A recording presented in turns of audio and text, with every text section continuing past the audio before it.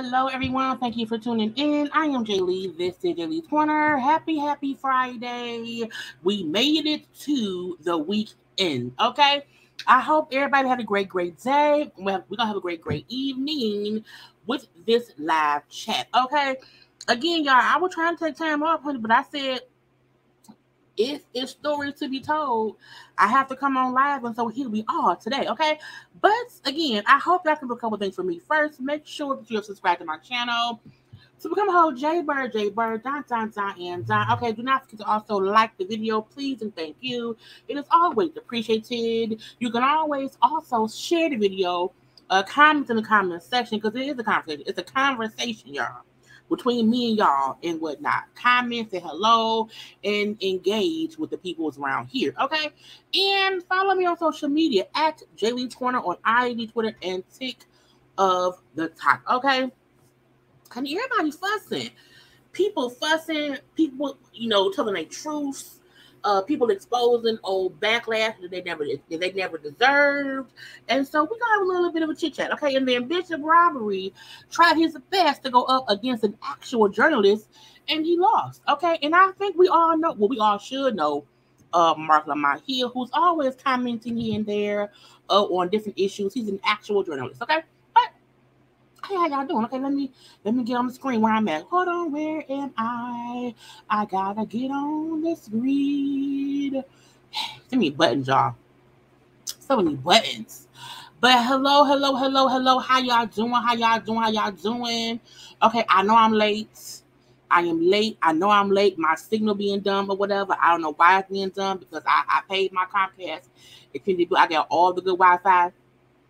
But for some reason, the system be dumb. So, okay, so if I'm moving slow, if it look like it's being whatever, that ain't on me, it's on them, okay? But let me get my hellos in. Let me move my mic over. Hopefully y'all can hear me nice and well. Okay? But hi. Okay, this is going to be, it's a lot of foolishness, okay? I feel like maybe people is bored. Maybe people are just tired, and so they just send whatever on social media, but it's things being said for us to discuss, so that's what we are here for. And Bishop Robbery was live. What's today? Today's Friday. So he was live on Wednesday. It was a Thursday. I think it was Wednesday. It may have been, I don't know. Whenever he was live, it may have been Wednesday. But he was live for like an hour and 40 minutes. I said, I can't do it. I can't do it. I can't do it. Okay. I could not sit and listen to an hour and 40 minutes of that man talking. Usually his lives be an hour or less. I can get through an hour or less. I can put on fast forward and I cannot do an hour and 40 minutes. I skip right on ahead to him back and forth with Marc, Lamont, and that's what we're gonna focus on today, as well as other little things around here. Okay, but hey to the people, do y'all know we don't be waiting no more for the 10-minute mark? Whatever, we get into what it is to get into, and whoever in here will get like and they can see it then. Okay, but I felt like I just want people to know, if you put something out on social media, if you say stuff, things will be discussed with everybody's teeth. Because I'm like, the job means for that to happen. So-and-so said this, and not so-and-so responded, and then so-and-so and so-and-so responded, and everybody has a response to everybody else's comment or everybody else's action. And I'm like, Jesus, just fix it, okay? Then I had saved so much stuff. I had forgot about stuff I saved like 4 or 5 days ago. So I'm going to touch on some of that too. Okay. Now. Yep, y'all, like my mom telling y'all, make sure to like, comment, and subscribe. Okay. Now, y'all know Bishop robbery will be at the end, but everything else will be in the middle. Okay. Now, I want to get to my little save stuff because I was like, what's going on? Why are they saying this should not be said? Now, I don't know if y'all remember, but y'all remember when Tay Diggs had that white wife, okay, Idina Menzel, who sang, let it go, let it go. Okay, she's an actress, singer, you know, so she's on Broadway, all that stuff. They met on Broadway, okay? Now, they divorced now. But when she did an interview saying how, you know, when we were in the theater, you know, in the theater, you know, no one really cares if you're, you know, black, white, Indian, Hispanic, whatever you are. No one cares about that. So we were so in love, and, you know, in our little bubble, and blah blah blah blah blue. Okay, and then once we were out in the world, okay, and people sing us, okay, and things in that nature, whatever. She said it was very complicated. Okay, and I was like, but what happened? She said it seemed like there was disappointment in the community with him because he was married to a white Jewish girl from some show we don't remember, and so on, so on, so on, so on, so on, so on, so on. Okay. Now, she was saying that in response to them asking, you know, did the race of them play any parts of their demise? And I'm like, man, I have this to say to both him, you know, to Tay, and her, Idina, okay? Y'all knew y'all was black and white once y'all was dating. Y'all knew y'all was black and white once y'all got married. Y'all knew. You can't make it seem like, oh, in the theater, no one notices the race. In the theater, we're all just green. You know, no one is black. No one is white. No one is brown or gray. We're all just actors and thespians. It's like, no, ma'am, you are a white woman. He is the black man. So I don't, and even if the white, I can't say that. Can't say that. Y'all knew some folks may have an issue with it. Period. That's it. And I don't feel like anybody would be any more or less disappointed because Tay Diggs ain't the first, last, or only black man to marry somebody white. So whatever happens in y'all marriage, I'm going to need you to leave that to y'all and leave us out of it. Okay, leave us out of it. Because Robert De Niro, you know, he got a black, I think, is they divorced? But Robert De Niro had a black wife for a long time. A lot of people marry other races. We don't really make a big deal out of it. The only time we make a big deal or we comment about, if a black man has a white wife, is if he's been preaching and talking all this black love, and we need to love our black selves, and black love, and black love, and he walks out the house with a white woman.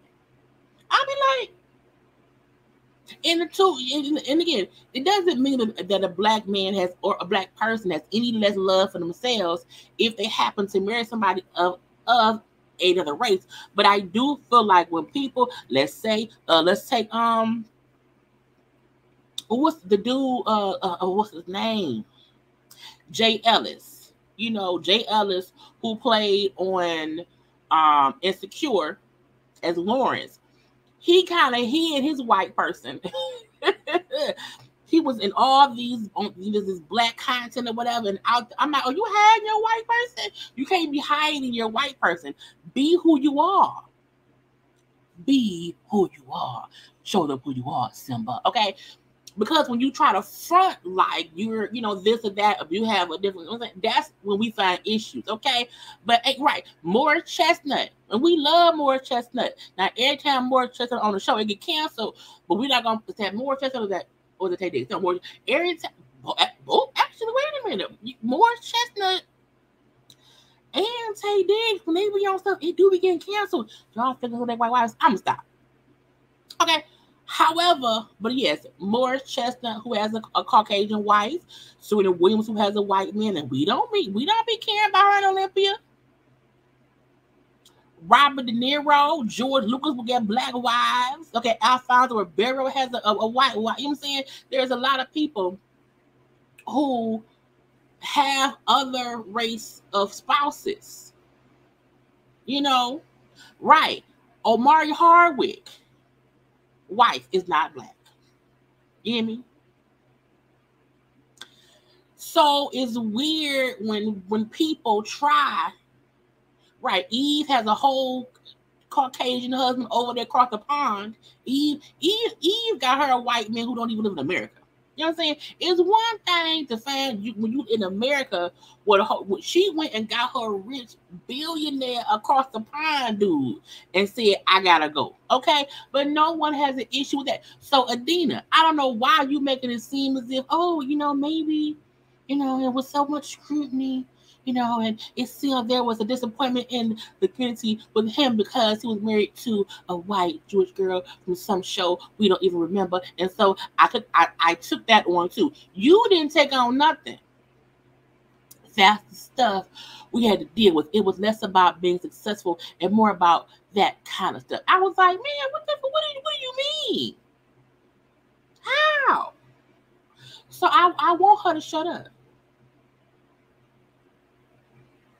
Wait, Morris got a black. Let me Google it. Because somebody said Morris' wife was white. Now let me go with Morris.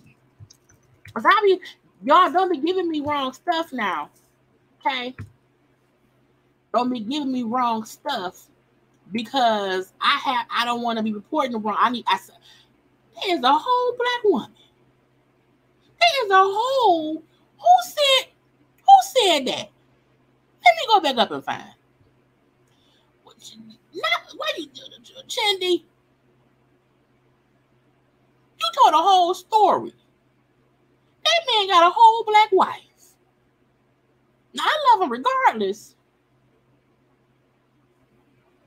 But Morris has a whole black, and y'all know I don't play. I don't disregard black people.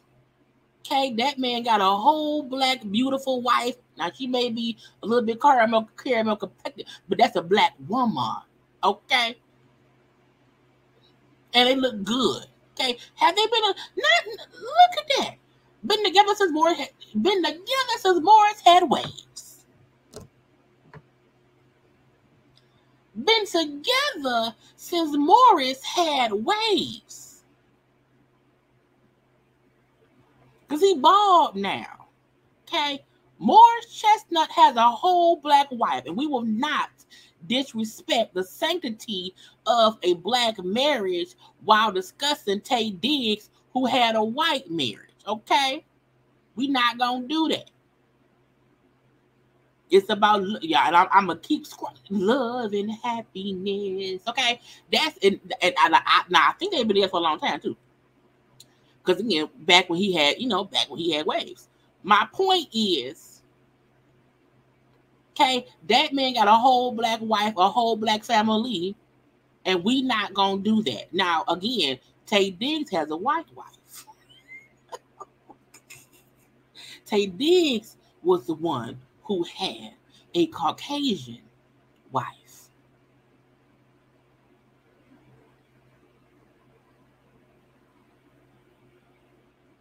And if somebody chooses to date outside of their race, I have no issue with that. But I need your Caucasian wife to not come talking as if because he dated or married somebody white, we had an issue because she was white. No, man, maybe we just didn't care. Or maybe y'all wasn't getting jobs, or maybe things was bad because y'all wasn't a good fit.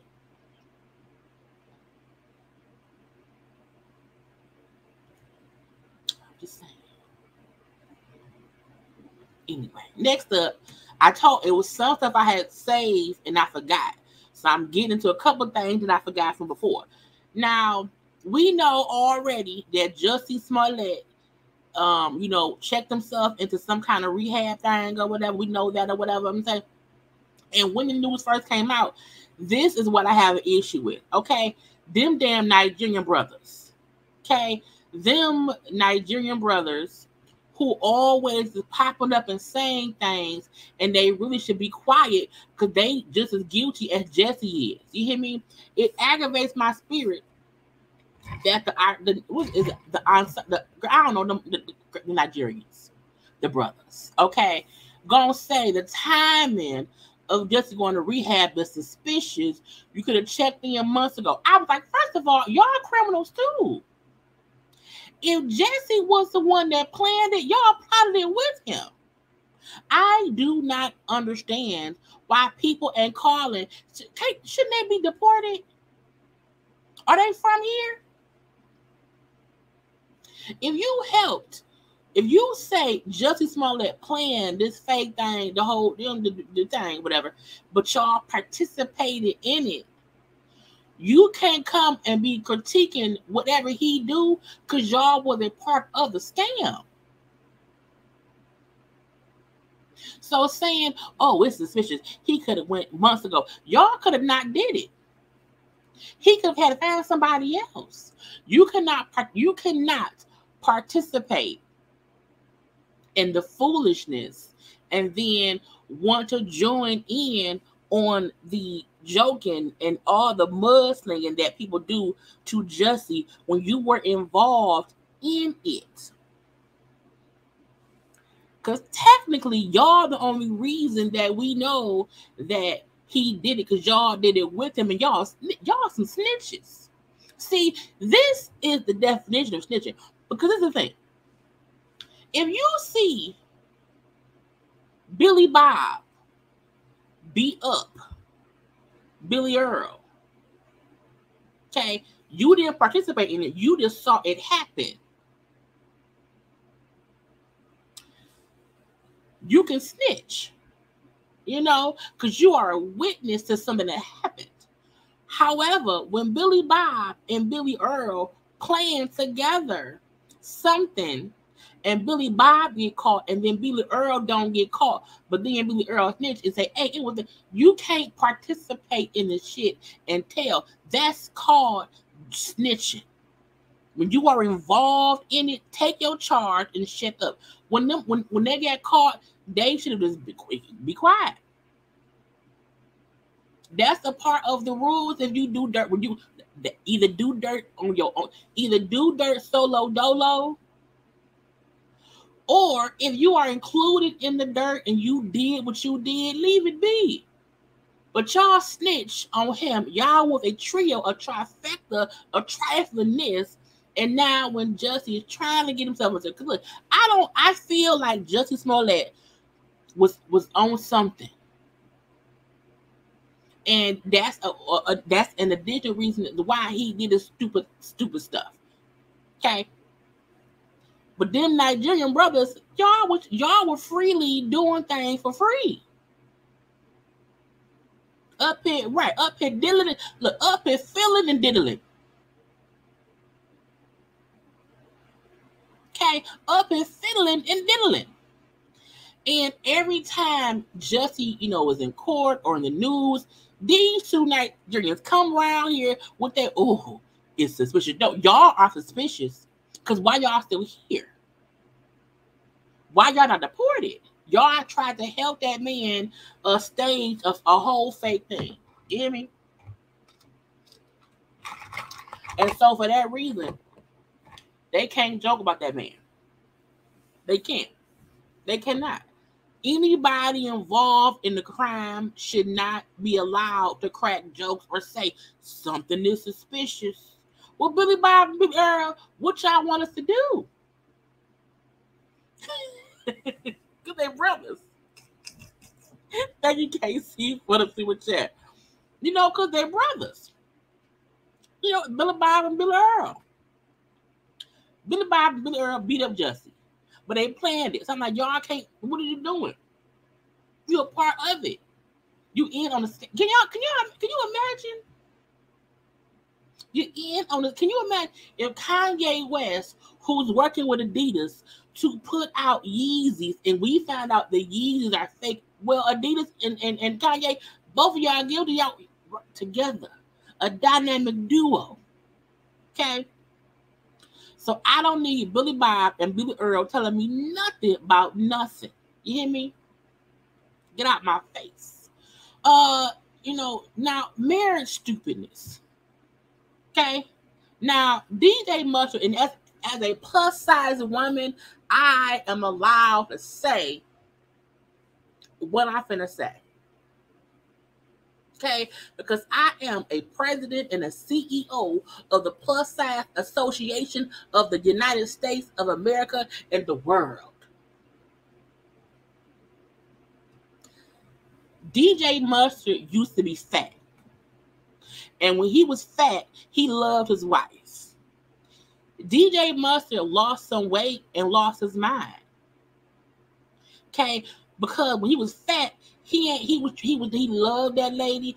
He treated her real well. He lost weight and became a mean, skinny, used to be fat, punk person.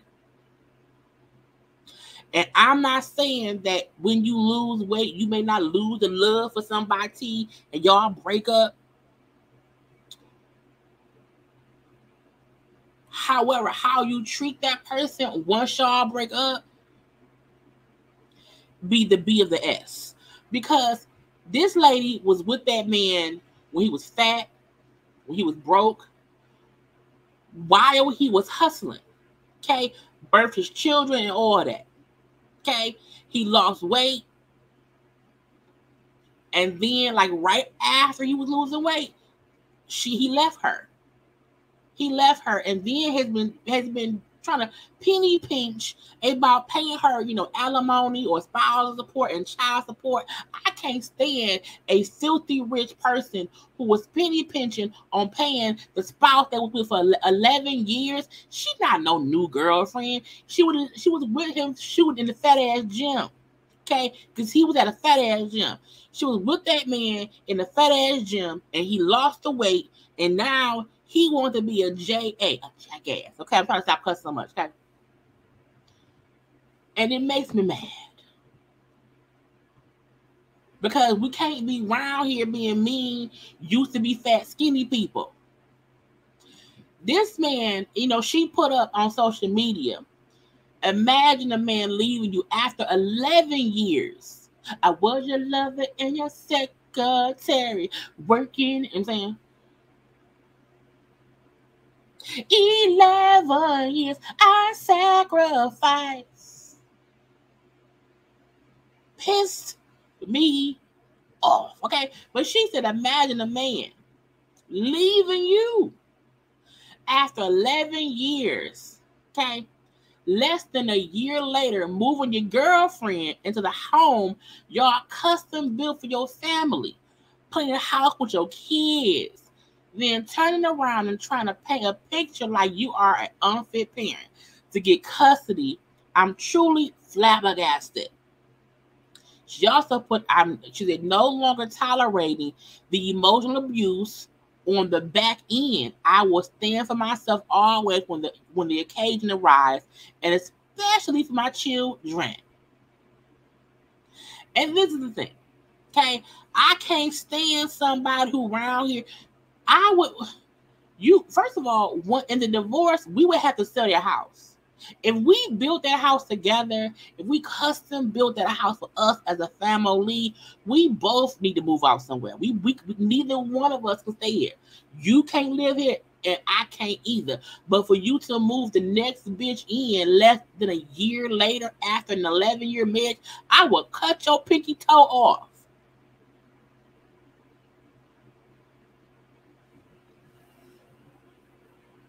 I said, you moved the bitch in? And if y'all bought a house that somebody else built and y'all just moved in, that's whatever. But if I pick out the backsplash, if I pick out the tile in the bathroom, if I pick the shape of the windows, if I pick the kitchen counters, if I pick the goddamn deep freezer, okay, if I pick you can't move nobody. Look, bruh, donkey kick. Donkey kick. So DJ Mustard to me is a JA. Okay, he's a whole jackass because how dare you? I hope man. I hope your dick falls. It makes me mad because it's the thing when she said the home we custom built for our family. You move the next chick in there less than a year after we have after you left me and want to divorce me. You move somebody else in, I have to donkey kick you. Did y'all a long time ago, it was a movie called The Burning Bed with Heather Locklear. And every time I think about people who do dumb stuff like what this man did, I think about sometimes, let it burn. Let it burn. Lisa Lopez, okay? And Andre. When Lisa Lopez found out her boyfriend, her fiance, had went and bought himself some shoes and did not buy her no shoes, and she got pissed and she threw the shoes in a tub and lit them on fire, and it just so happened that the house burnt down.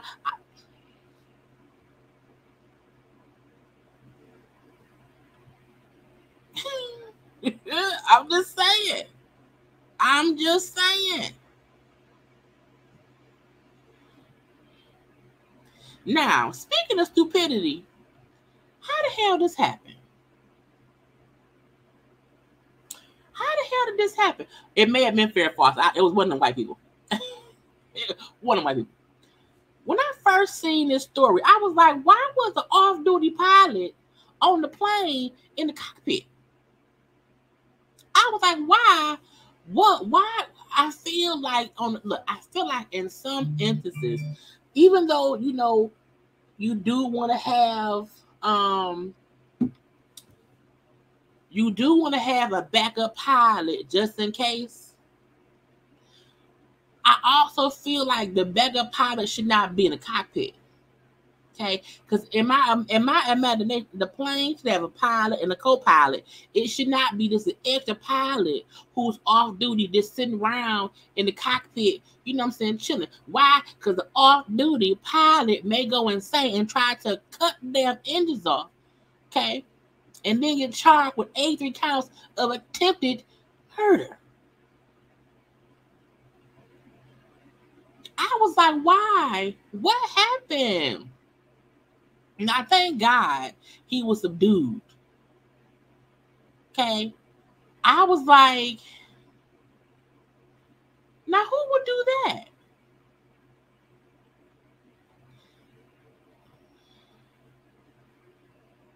White people sometimes do stuff. That's the man right there. Okay. Now I'm like, sir, I blame the airlines. Because y'all should have made sure nobody else was in that cockpit except people were supposed to be there. Because nobody else should have access to the engines. Just stupidity.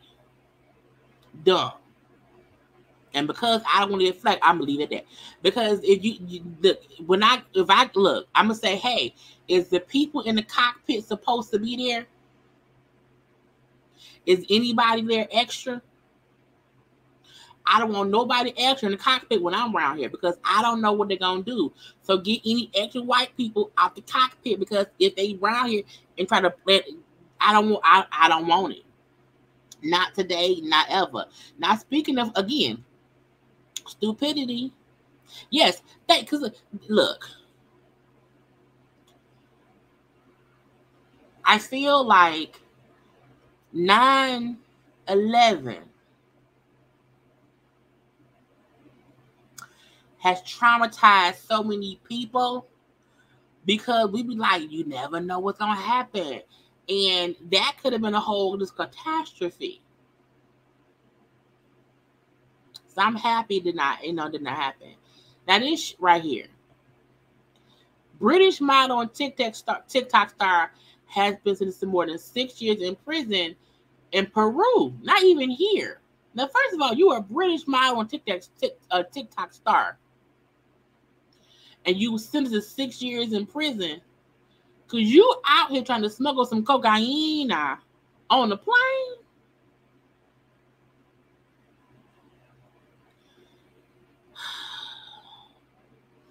And the gotcha, it's like watching him watch them take apart his luggage, test the cocaine, and him was, what?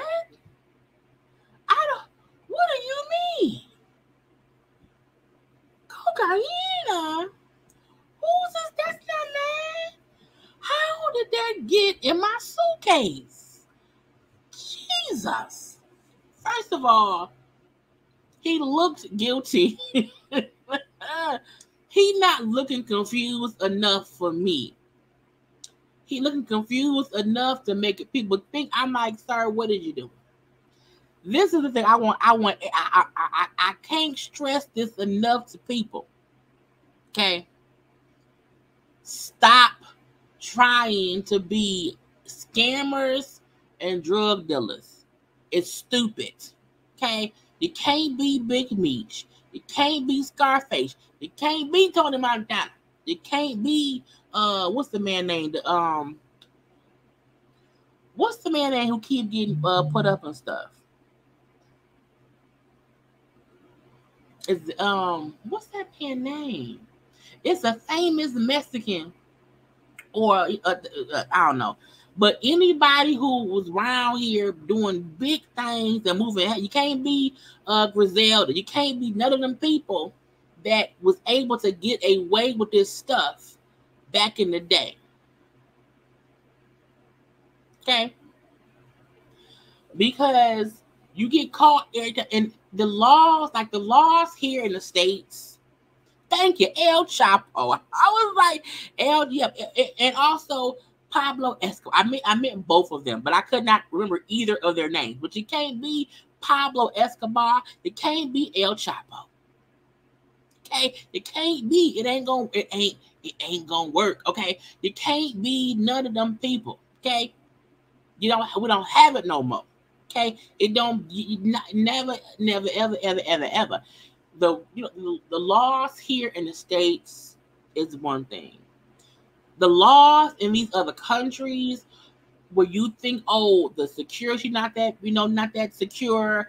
The airports is a mule and a box car and some propellers, and it's no. They gonna find it. Unless you're gonna drive from California all the way across the country in a car and avoid whatever, you're gonna get caught. Okay? And now you got 6 years in a Peruvian prison. I don't know what it's like in Peru, because I ain't been there before. But I do not want to go to any prison in any other country because I don't speak the language. Okay? I don't know the people. I don't know the food. I don't want to be over there. I'm not going nowhere to bring. It's like, what? You can't. They have to have cocaine in Britain. If you British, that may be better in Peru. It might be better in Peru, but I need people to stop being dumb. Okay, if you stop being dumb, your life will get better. I promise you. But sometimes folk don't listen. Now, even here in my own city, okay, these fools around here robbing the mail people, the USPS, post office, mail carriers. Why is y'all robbing mail carriers? Two Detroit men face federal charges after they allegedly robbed postal workers in Northfield and Taylor, which are suburbs, here in Michigan. Two suspects approached the mail carrier, okay, and said, "Don't scream."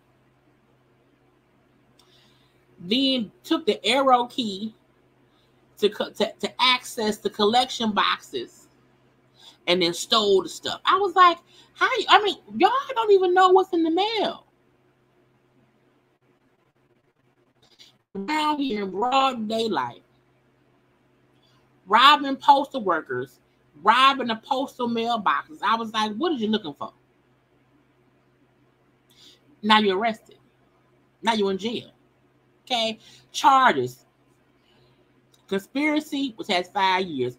Robbery or theft of mail, money, or property of the U.S., 25 years. Aggravated assault of a federal employee, because the postal workers are federal employees, 20 years. Okay? Use of a firearm during and in relation to a crime of violence, 5 years. And Lee or Lay, whatever, or lock stolen or reproduced, 10 years. Y'all finna spend the rest of your life in prison, because everything y'all did is a federal crime. And for what? Like, I have not even checked my mailbox. This was since October, probably since August, because I don't get much mail. Most of my stuff is, is email. You know what I'm saying? I don't get bills, like, you know what I'm saying? So I'm like, what are y'all looking for? What do y'all think is in the mail? It ain't even tax season.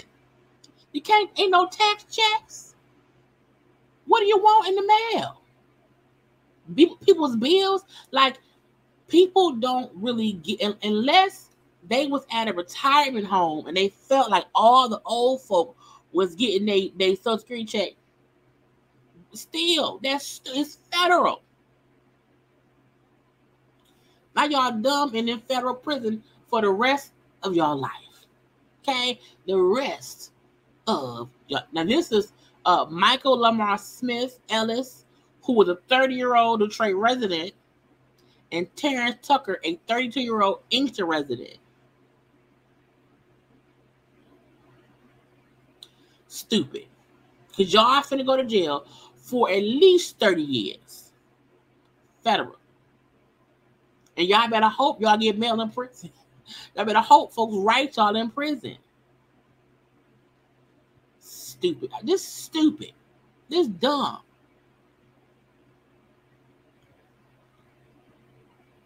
Now, I feel like this is maybe something good. Restaurant goes viral for adding loud kids fee to customers' bill. I don't have any children. Okay. However, I have plenty of people, you know what I'm saying, it's kids in my life. But I've also been in restaurants where folks had loud kids. Okay, a Georgia restaurant is standing strong on a policy for customers dining with children. It's called, is it Toco Riverside Restaurant, features an adult surcharge for adults unable to parent. The steakhouse recently enforced its fee when several families dined together at the Waterside location earlier this month. According to the Today Show, or today, the owner of the place added a $50 fee to each bill at the table. When the patrons asked for an explanation, they said your kids was being too loud. Now look. I understand that children are not as easily silenced. If your kid is like, I would say if your child is 4 years old or younger, they may, let's say 3 and younger. 3 and younger, it may not be as easy to quiet a child down. I feel like if you are at a restaurant or you are at a public place where other people are out to enjoy their night, and you then come in and your children are just unruly, because there's a difference between a crying newborn baby versus your 4-year-old who was screaming and yelling, banging on tables, and just acting a complete ass, and you are allowing it because you've tuned it out. So, in my opinion, if your kids are loud and unruly, and you are allowing it, and you are basically ruining my experience, charge them a bit extra. Now, I will say this. Any restaurant that does that, they need to advise on when if you see a party that walk in with children, you should say, hey, just so that y'all know, look at the sign. Look at the sign. And a sign should be posted that says, any loud children that is disturbing, to a high level, there will be an additional $50 per bill. Okay, if you come in with your 4 kids, okay, and your friend have 4 kids, and you know what I'm saying, if 3 sets of parents come in with their kids, each set of parents gets a fee. I think that's fair. I do, Blac. I do, because we went out to eat for my sister's birthday, and it was adults who were loud. It was a table next to us, and they were using their outside voices, and it aggravated me. It aggravated me because and I'm like, so if adults are aggravated, children are worse. Okay, so I have seen kids be running around bothering people. When your kid who don't know me should not get up and come to my table and stare at me. Come get your damn child. Now, if they hi, and that's fine. But them badass kids that be running around and this and that, no, yes, charge them a bit extra. Charge them a bit extra, because I do feel like as a parent, you do have to control your child. I don't mind babies that are crying and it's like a baby, like 1 year old or less, and they're just aggravated or whatever. Okay, maybe charge them $25. Okay, but those walking around kids, those them loud yelling kids, knocking shit over kids, running around kids, yes, charge their ass extra. Because those kids have the parents who ignores it. You see your child in my face. Come get your kid. Why is your kid touching my table? Why is your kid even looking at me like they're hungry? Get them from around here. So I do not see issue as long as the restaurant has a posted rule about, hey, if you have children, if your children are unruly, you will be charged the unruly fee per set of parents. So if you and 4 friends come with y'all 4 children, each of y'all will have a separate fee. It ain't one fee per table, no ma'am. It's whoever, if your kid and your kid, y'all 2 have a fee.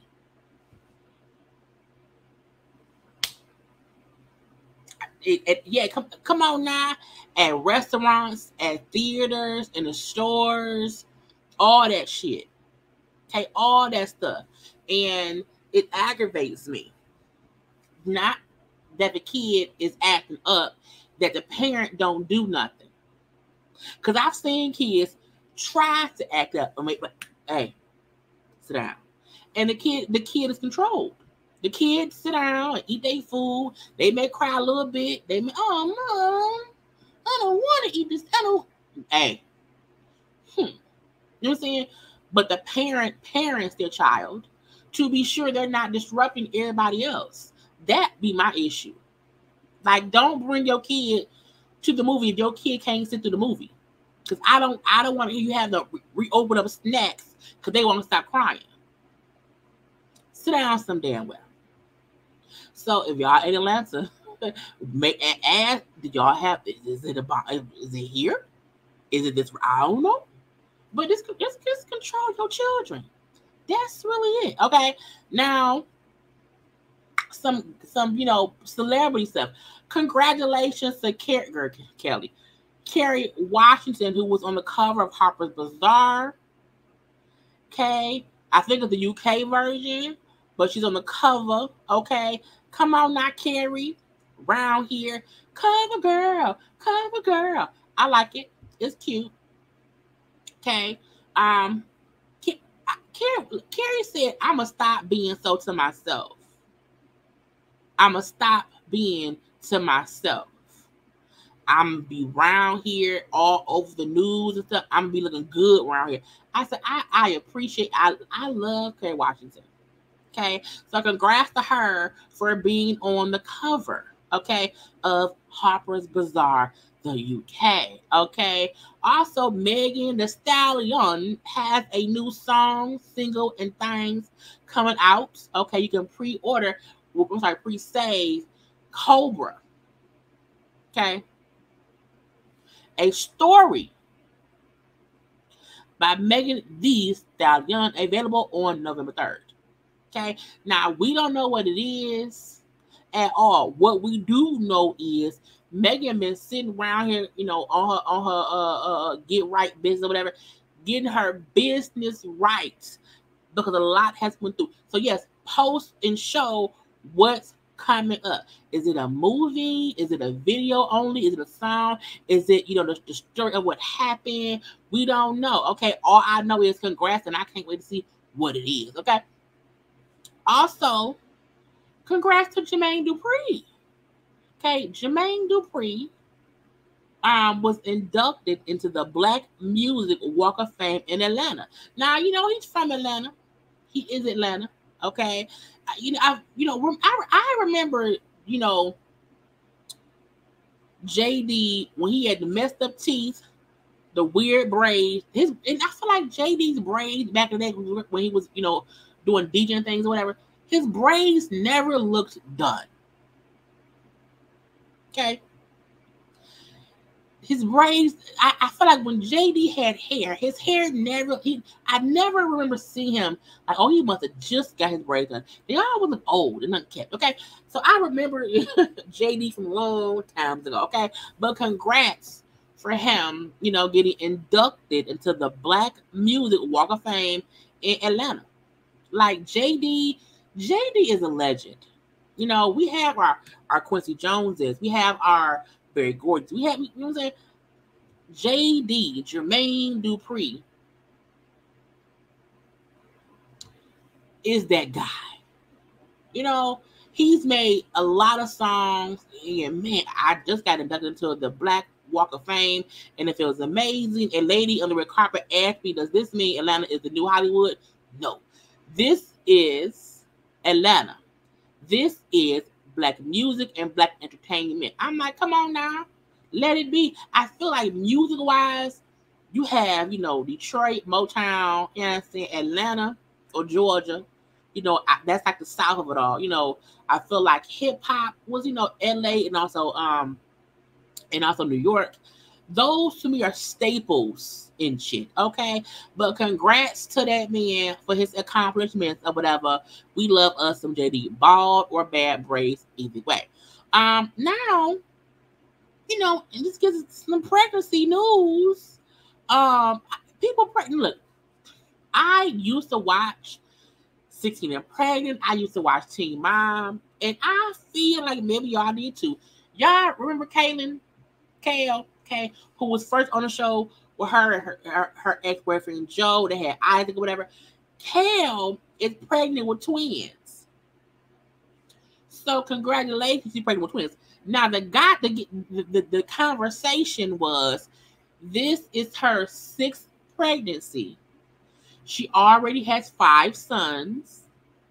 So this pregnancy would mean she would have a total of 7 children. And I saw people kind of debating about, oh, if this is a black person, it was a black girl who was having her 6th pregnancy. With different men, they would talk about her. This, and I said, well, I'm saying, but again, she's 31 years old. Okay, she has her son Isaac. Isaac is 13. That's with Joe. Okay, her ex-boyfriend Joe. Lincoln with her ex-husband Javi. That's 2. She then has Lux and Creed by her ex-boyfriend Chris. That's 3 baby daddies. Okay, she then has a kid named Rio, who we don't know how old Rio is. He's younger than 1. With her current boyfriend Elijah. So that's 4 men, and she's now pregnant with twins, which will make babies 6 and 7. So congratulations, because babies are a blessing. But I saw folks saying this is so crazy. Even though, she's no longer on Teen Mom. She left, I think, last year. She has a podcast. Now she can afford her kids. I'm saying, I think she's going for a girl. But she has 5 boys already by the 4 men. And she's now pregnant for the 6th time with twins. So a total of 7 children with 4 men. Either way, babies are a blessing. Because they are. Not just that watching. When she left Teen Mom,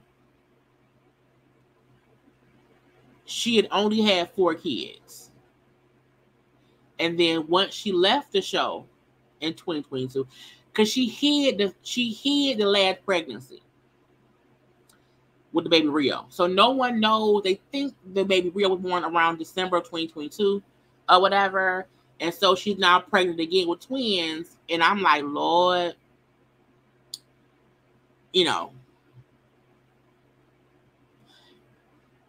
I saw folks, one is her body, it's her uterus, it's her money, it's her life. Fully.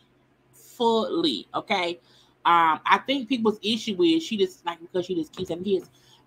Even, with different daddies or whatever. You know what I'm saying? You want, when is enough? When is enough? But, and some folk were saying, oh, the Teen Mom show, 16 Pregnant show was bad because look how many kids you had. I'm like, look, if she can afford it, whatever. But again, congratulations, okay? Now, also, pregnancies. Cam Newton's girlfriend, actress Jasmine Brown. Now, if y'all watch Zatima on BT Plus, she played the stripper next door. I don't like the stripper next door. Okay, the stripper next door gets on my nerves. I did not know that was her, so I don't like her on the show at all. However, she's a comedian. She's with Cam Newton. She's also had some questionable comments about dating men and submission and blah, blah, blah. Cam already has 7 children. Cam Newton, who is a football player, I think he retired, I don't remember. But Cam Newton has 7 children, by 2 women. And so she is baby mama number 3. Hence her tour, baby mama number 3, 3rd time the charm tour. Now I feel like it's also maybe her 3rd tour, but she threw in, 3rd baby mama. A lot of folks was like, why would you want to be somebody's 3rd baby mama? And when you are someone's 3rd baby mama, can you give, advice on dating? And I'm like, if they happy, I feel like having 7 children with 2 women, that's not crazy. You know what I'm saying? I mean, 7 is a lot. 7 is a lot. But if you have, 5 kids with one woman and then 2 kids with somebody else, and that's ends, you then get a third person, and then that person gets pregnant too. I'm like, will he ever get married? I could, and I think she also can be trying, because I think she's like, let me crack jokes first before people crack jokes on me. And Cam Newton,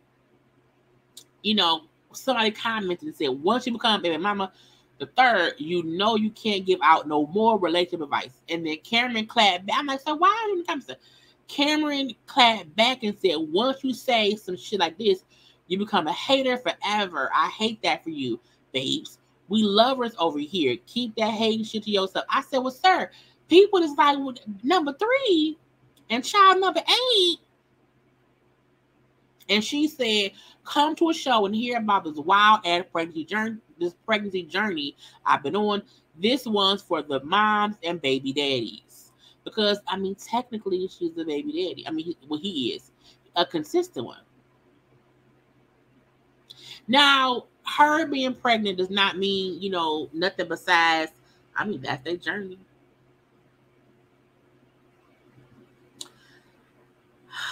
I feel like once you are at a certain age and, you see this man who has multiple children with these other women who he's not married to, it's like, are you okay with being the third baby mama? If it may never lead to marriage, are you okay? I don't know. But as I said, babies are a blessing. So it's her first child and his 8th. Okay. His 8th child, third baby mama. But this is her first pregnancy. Congratulations. Congratulations. Confetti. I would be like, girl, what's going on here? British Williams, who we know, was sentenced to 4 years in prison.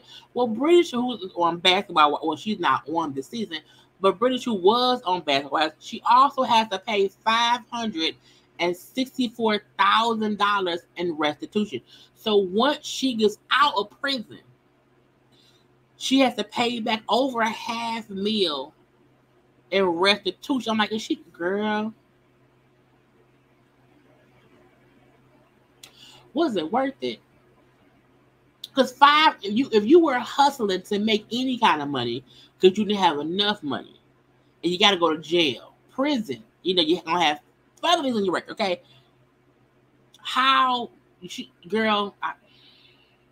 That's a lot of money. That's a lot of money. But hopefully she get out on the other side, and hopefully she just won't scam no more. Nicki Minaj, who announced her album was being pushed back to December 8th. I think it's the 8th, it's her birthday. Was round here showing off her outfit, okay? Because she like, her little wet hair look or whatever. Her jacket's not plastic. Okay. So I think this area where we were heading is probably definitely that behind this. It's definitely, but she looked cute.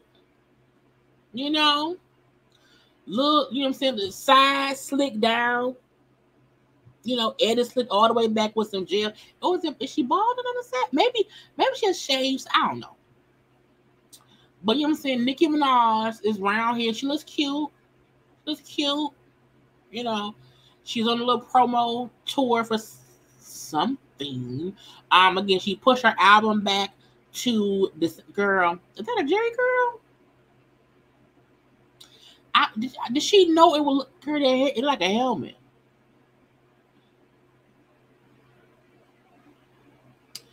Her hair longer than mine. My point is, she looks great. Okay, she looks great. When Nicki Minaj looks regular, when she don't have all them filters on, a whole bunch of makeup on, she's a beautiful woman. A beautiful woman. But I just want her to stop doing the filters. Okay, this regular face Nicki Minaj is face card not declined. Not ever. Not today, not tomorrow, not ever. Okay. Now, speaking of felons, because her husband's a felon, Tory Lanez's request for bail has been rejected again. Tory keeps trying to get bail. They're like, nigga, no, we not letting you out. Leave us be. Megan, the reporter, said the California Court of Appeal is not letting him out of prison. Okay, the request has been denied because they have not shown, appellate has not shown that the Superior Court unjustifiably denied relief. Meaning, and plus he was also in there for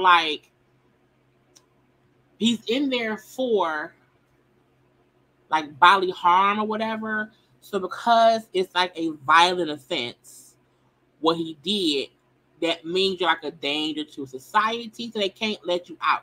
It's not like you did something like it's not like it was like fraud or like some money stuff. Okay, you did something that hurt someone. No, you not out on bail. Not today. Not ever. Okay, so sit your ass in prison until your appeal. And I feel like the appeal is gonna get denied too. Okay. Now let's get to, I think, the stuff on the little thing. But first, y'all, have y'all liked the video? Take a little second and like the video as we have a bit of a dance break, but like the video.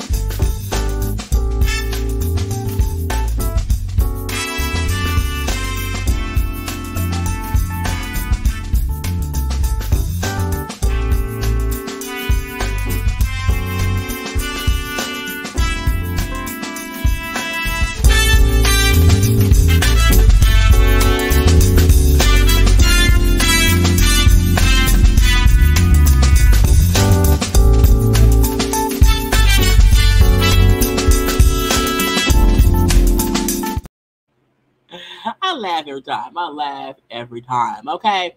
Let's get into. So, y'all know there are things that we have to discuss. Okay. The main show of it all. Lizzo is getting a lot of support. Okay. It's about time, if you ask me.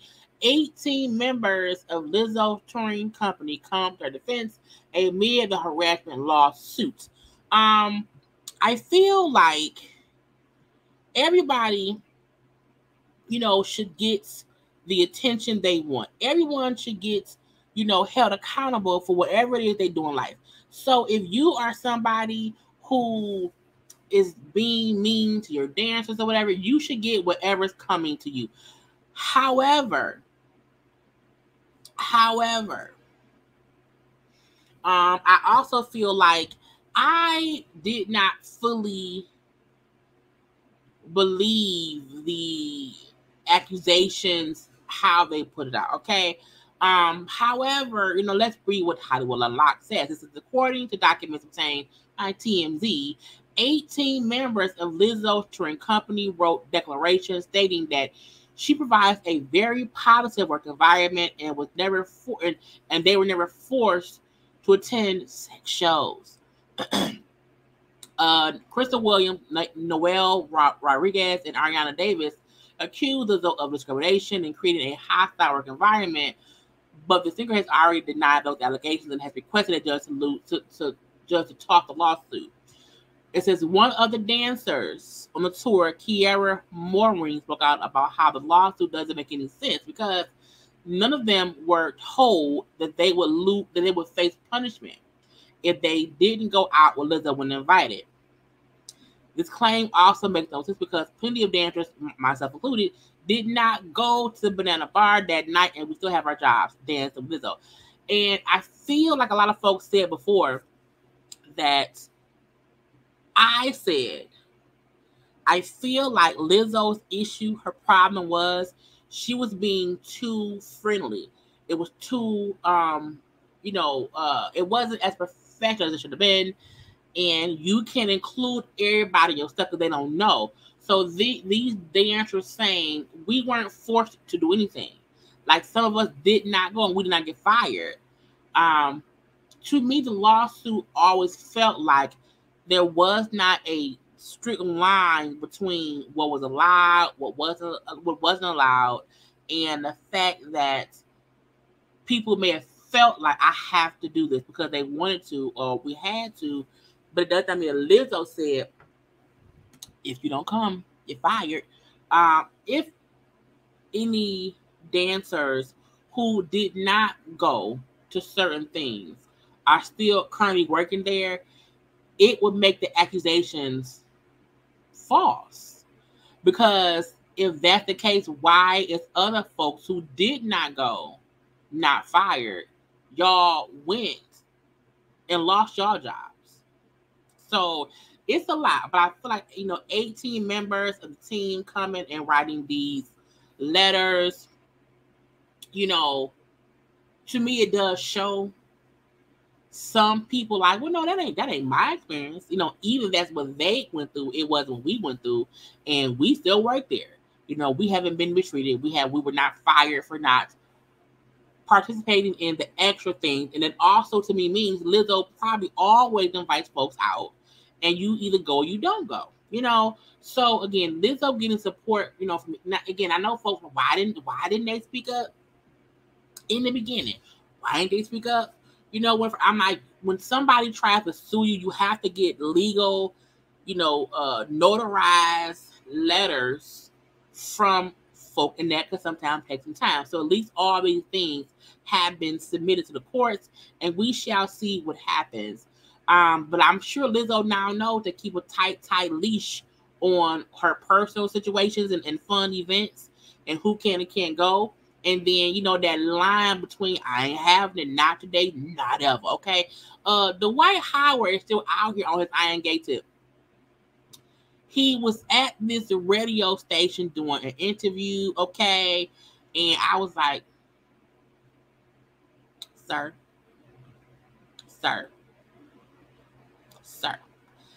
But let's listen. Mr. Dwight Howard, man. Let's give a live hand clap for Mr. Dwight Howard. Now, you're going viral, bro. For a lot of things. So I just gotta ask for the people. Me personally, I don't give a fuck. He care. Right? But they say this is the safest time. Are you gay, bro? Is this what you want to talk about? No, I don't want to talk about that, bro. So then why are we talking about it? Because you went viral off of that, bro. I've been viral for a lot of things. And I want to talk about that too. And what I do in my personal life is nobody. Thank you. Business. Thank you. I just want you to answer that. No, I keep going. It's nobody business. No one. Right. And if you inquire, why? Why? Because I was just explaining to other people. Why? Oh, not for me. I don't give a fuck, bro. He care. I want to talk basketball. I want to talk other shit. Yeah. But they're going to say, PR, you just didn't do your job. This is part of the job, the bullshit part of the job, right? Thank you, Dana, for the cash app. I understand. People, you know what I'm saying? It's just stupid. I don't give a fuck. Really, let's talk about something else. This is my issue with this interview. I feel like people are missing the point. It's not like an ex-boyfriend came out and said, oh my God, Dwight Howard is gay. And he was outed. The issue really is Dwight Howard is in court because of an assault allegation. So as I see Jamil Hill's comment says, FYI, the most important question isn't whether Dwight Howard is gay, but whether or not he sexually assaulted someone.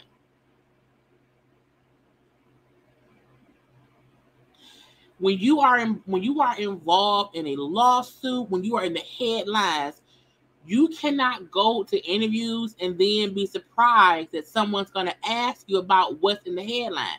Now, it's different if the person beforehand said, hey, I cannot discuss the court case, so do not ask me nothing about that. And what you can usually do is you'll say in the beginning, hey, because of the lawsuit, so cannot discuss this or that. So we did not ask any questions about that. But to Dwight Howard has to know. Doing any interview, someone's gonna say, "Did you do it?" Because even if Dwight Howard is gay, so the question is, did you force that adult? Did you force that other adult to put his mouth on a piece of chicken? Okay, did you force somebody to eat your drumstick? That's the question. That's it. That's all. Because him being gay don't matter.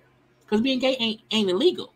Forcing folks to eat your drumstick, that's illegal. You can't force nobody to eat you cannot force your drumstick in nobody's face. You can't do that. That's illegal. Okay. So him saying, and again, he also, I'm gonna say this too. Dwight Howard not saying, "No, I'm not gay," or "I like what I like, who cares?" You know what I'm saying? Him just saying, him not saying, "No, I'm not," it's like, well, yes, you are. And that's fine. That's fine. I wish he felt more comfortable just saying, "I like what I like. And I'm not going to discuss what I like. But I like what I like." That's, you know what I'm saying? Like, because not saying no is saying yes. But I don't think he's gay. I think he's bisexual or trisexual or pansexual. He is sexual. But you can't be forcing your drumstick down nobody's nothing. Okay? Look, I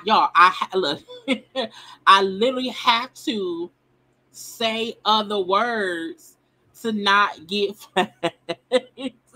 But I need y'all to always know what I mean. Once I say anybody up here, y'all know what a drumstick is. I told y'all. Y'all know what a drumstick is. Y'all know if you are, drumsticks are shaped like things, okay? And if you like flats, then that's, it's split and it's an opening. So, I need y'all to know exactly what I'm talking about, so that way I can still explain what I'm explaining in my own way, and then we don't have no issues, okay? But that man round there, the question should be, did you force feed somebody a drumstick of chicken? Because if you did, you should go to jail. I love chicken. I love drumsticks. Okay? I love drumsticks. I love them. Okay? I am strictly drumsticks. Okay? I am not a person who likes the flats. But Dwight Howard needs to figure it out. Okay? But again, in that radio host, it's just got on my nerves. Let's go. What I want to do next? Let's go to Khia and Suki. Okay. Now Khia was around here, child, going off, and I said, "Khia, what happened? Khia, what happened?" Y'all know Khia still does, I think it's called gag order. I don't know where she do it at, but it be popping up here and there. I want y'all to listen to Khia going off, child, because it made it to social media. And even though I am not a person who knows me, the only song I know Khia's My Neck, My Back, and that's it. Okay, that's it. I also know You're Gonna Respect Me from that rap show she was on. However, a lot of folk don't respect Khia, but I do, okay? But listen to Khia going off. These hoes was raised by Trina. Let's get this straight. Let me go on and get this. Girl, not raised by Trina. Off my chest right quick before I let the call. I'm about tired of y'all comparing me to these hoes. See. Who the hoes? I said my neck, my back, my pussy, and my crack. Mm-hmm. Not these niggas out here and these hoes out here in these streets. Mm-hmm. I said my neck, my back, my pussy, and my crack, and I stood Still stood 10 toes down like a motherfucking queen. Hair still wrapped up like the first day. I ain't changed a bit. Okay? It's respect me. It's snatch the motherfucking cat back. It's don't trust no motherfucking nigga. Get your all these cuss words, George Jesus. own shit. It's tell that nigga to hit motherfucking dough. You want to fuck these. You want to fuck these. It ain't eat no niggas. Suck no niggas' toes. Y'all hoes couldn't have grown up listening to me because that ain't how the fuck I roll. I done been out here 25 years. Y'all ain't seen no pictures of my pussy, no videos of me sucking dick. My phone ain't never been stolen. Y'all ain't never seen me with no man, bitch. And I got a motherfucking husband. Y'all ain't never seen me do shit. Y'all ain't seen no husband, no children, no nigga I'm fucking, no nigga in the industry got no pussy fucking me. Y'all ain't never seen me twerking. Y'all ain't never seen my... Who called him, Khia? Khia, answer the phone. He got called. Wait and answer the phone. I twisted hole from the back. Now Azuka gonna come out when after it's Scorpio season, so she will be out. K naturally comes out, but bitch, it's always queendom and motherfucking goddess over here. Y'all ain't got shit on the queen, but I ain't shit. And these hoes grew up listening to me. Ha! And that order, queen. Don't compare me to these hoes. Don't you ever compare me to these hoes. And another thing, bitch, I done raised 2 children. Okay, all that. I'm old. I'm off them same songs y'all hating on, the same ones. Everybody sample the same ones that's still here. And I can perform it until I run out of breath. All your music, they sample all your music. I'm still eating off of all of those hits. See, okay. So at the end of the day, where you think these little hoes gonna be when they get 50? Where they gonna be? They ain't gonna be sitting up here looking like me. Now I can't replay that because she cussed too much. I cannot replay that, okay? I hope y'all heard her the first time. This is the thing. I've always said the rap we listened to back in the day, again, it was different raunchy than what it is now. So her saying you can't compare what I rap about to what they do. It ain't the same, okay? It ain't the same. And I said, well, she right. I said she right. Now, because she said that and that made the rounds, okay, it made the rounds on all the blogs. First, we had Sexy Red. Ooh, girl, pause. We had to see what Sexy. So Sexy Red, because it was sexy, booty hole stuff, okay? Sexy Red said just another old washed up hog hating on the young turned rich chick, okay? Hating on the bad chicks. And you still a mad hater. Now, I may not know all of Khia's songs. I may only know My Nick. I may only know that song. However, I still agree with Khia.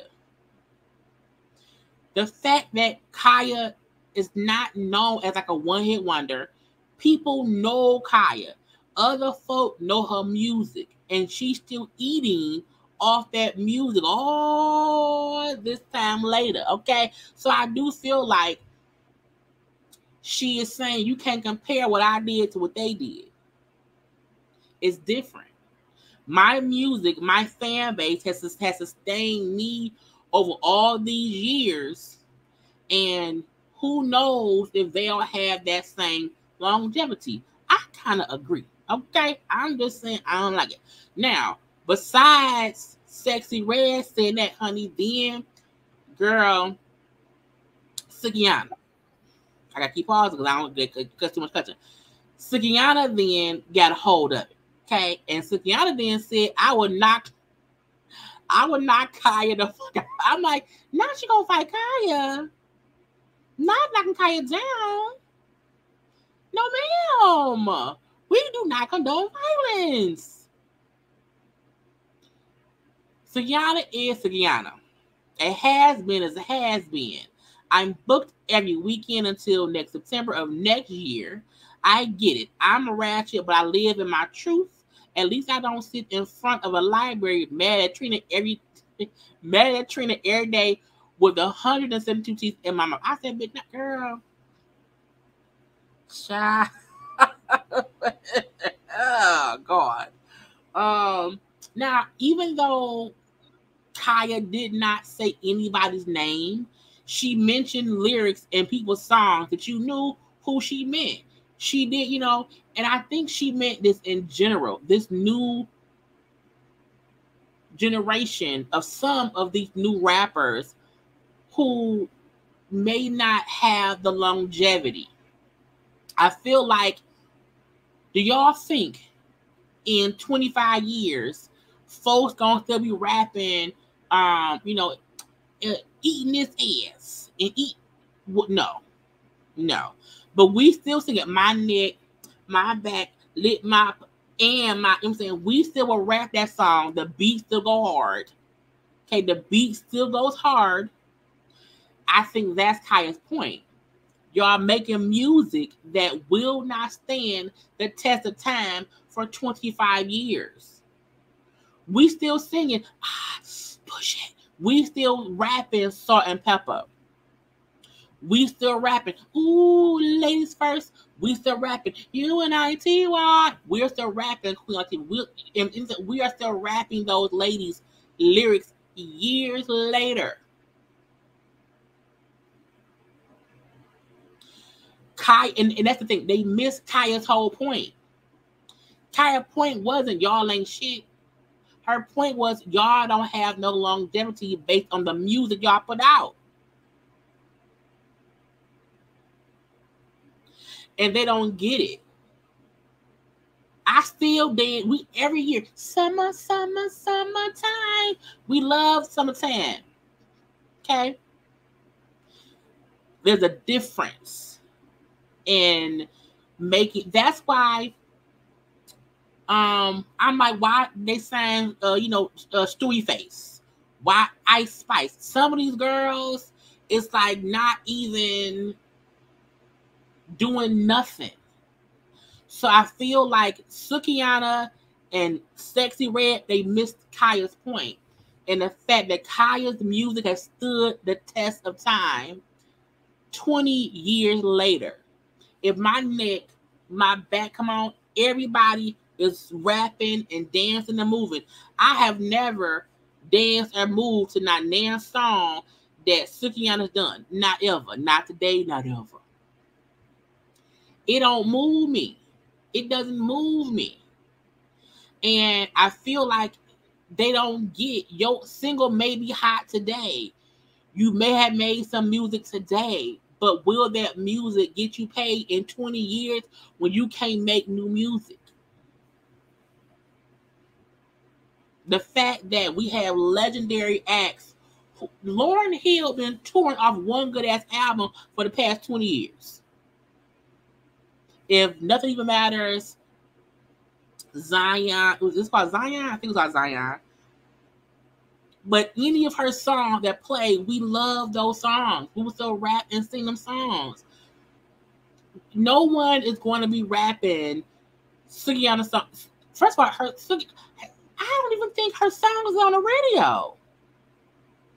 I don't think they play them on the radio. I don't think so. So to me, even though Sukiana said, "Oh, you a hoe, hating ass, whatever," hate on Trina. Even Trina ain't had a hit in ever either. Let's real tea. But Trina can perform her old hits. Brandy need to do a residency. I need Brandy in Vegas doing a residency. That is popping my head. I don't know why. My point is, y'all hoes hating and don't get it. She giving y'all game. Put out music that you can still make money off of further than 1 year from now. Hell, even Cardi B can eat off her one album if she want to. But they don't want to listen. They don't want to listen, and that's on them. If y'all don't want to listen, that's on you. That ain't on us. Okay. Let's move over to the Kardashians and Blac Chyna. Now I know y'all like, what is it about? What is going on with that? What could it possibly be? I don't think people understand. I think folks forgot. Blac Chyna did an interview, and we talked about part of it yesterday. We talked about her speaking on Tyga preventing her from being a mom. She also spoke about the Kardashians, her friendship with Kim, how she was. Do y'all see? I use the correct faces for Kim, and that's Kylie. That's Kylie. Okay. Yes, original faces. That is Kylie. That is Kylie in 2011. Okay. Her face changed. Her face started changing in 2012. That's Kylie before it.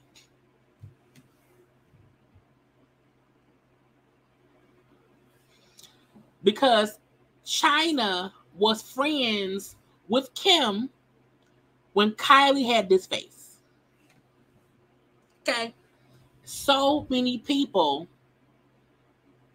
forget how they used to be.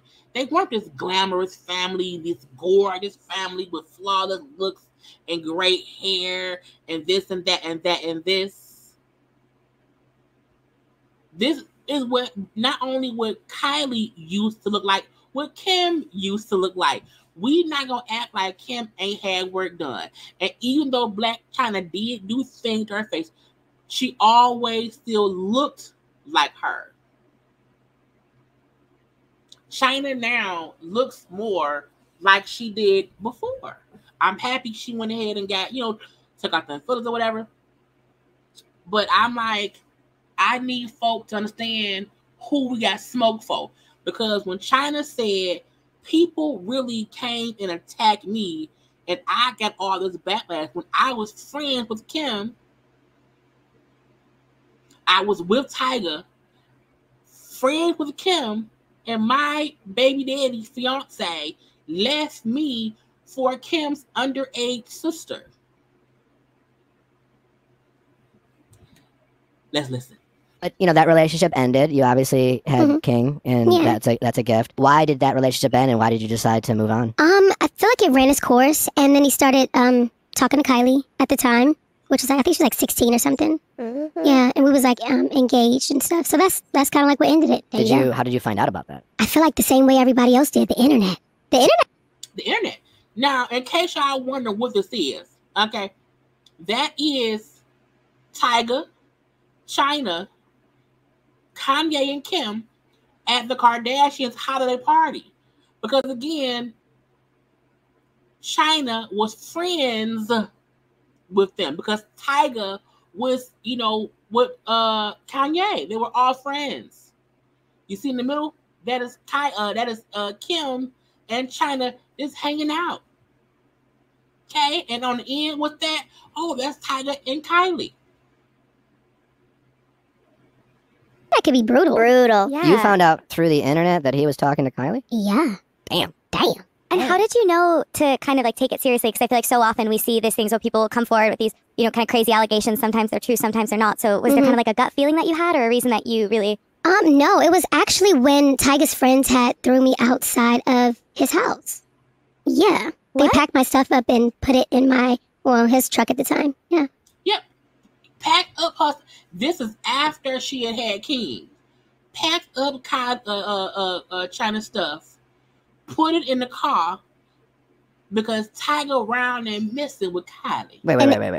Yeah. And I never used to talk about these things, but I'm like, you know what? I think I'm kind of done with all that. And I feel like people need to hear like my side. What you've been through. Yeah, it's been years. Because if you think about it, we've never really heard Chyna much speak about that. We didn't. At all. And come out and be the bitter baby mama. Yeah. You know what I mean? Well, I mean, that must be... I feel like time has passed. Yeah. It's like, whatever. And that can be scary, too, right? I mean, at the time when you met Tyga, he's this star.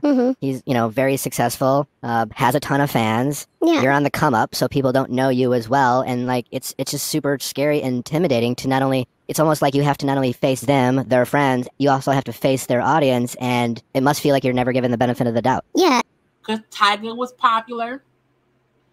The Kardashians was popular. Remember, Chyna was the stripper girl who was now dating a rapper who didn't talk much at all. Chyna was almost like the Amber Rose. When Amber was with Kanye and we didn't hear from her much at all, we just knew she was, same thing. When the person doesn't have like a fan base and we don't know them, they catch the backlash quicker. Exactly. And I feel like just that whole situation alone was kind of crazy for me. And I never really talked about this until today. Me and Kim, we were really good friends. You know, like I was on her show and all this stuff like that. We lived in the same community. And then her little sister started, you know, talking to Tyga, which was kind of crazy because she was like underage. And everybody had kind of came at me and started attacking me. And it's like, nobody's seeing like the betrayal that was like going on behind my back of me talking to somebody, Kim, and then her little sister, which she has no control over, you know what I mean, started talking to my fiance, and then I get attacked. And it's like, how does that work? Because that's the Kardashian bashing of it all. But yeah, that was kind of crazy. Yeah. So what makes it even more wilder is like even the whole thing with me and Rob, like after that, because Rob would like hit me up on the DM, and I'm like, okay, what do y'all want now? Right. Like, what do y'all like? So like, what is it? It felt almost like it was like, what are y'all trying to do to me now? Like, dude, why is your brother in my DM? And then I started talking to him, and I'm like, okay, like this guy's like actually really cool. And like the type of person I am, if anybody meet me, like I always want to help and like give like a lending hand, especially if I know like you got something. I'm like, you know what, get up and do your thing. You know what I mean? Like you could pop out or do whatever it is that you want to do, and I'll help you. Because Rob was at that point the fat brother who had gained weight. He was self-conscious, and we wasn't seeing Rob. Rob was also not talking much to the family. So to me, Rob probably reached out also as get back. Okay. And that's how that happened. And then we just fell in love, and then we had dreams. So, I mean, it's crazy as things like may seem like in the beginning. Like, I'm just glad that I was always like relaxed and calm, because now I have my kingy and my dreamy, and they just really help shape like the women that I am today. So again, for folks who did not know, it's crazy that Chyna got so much backlash, hate, based on her being the baby mama of Tyga, who left her for Kylie. And I wrote the math now because I was like, I need to know things. Okay, I had to write down the different. Where's my calendar? Not my calendar, my email. Let me see. Because I wanted to be like, okay, this is that age, that is this age. I need to know who was when, what, when, how, the timeline, the ages of it all. Okay, Kylie was born in 97. Okay, Kylie had turned 17 years old in 2014 when the rumors started that she was dating Tyga. Okay, Tyga was born in 1989.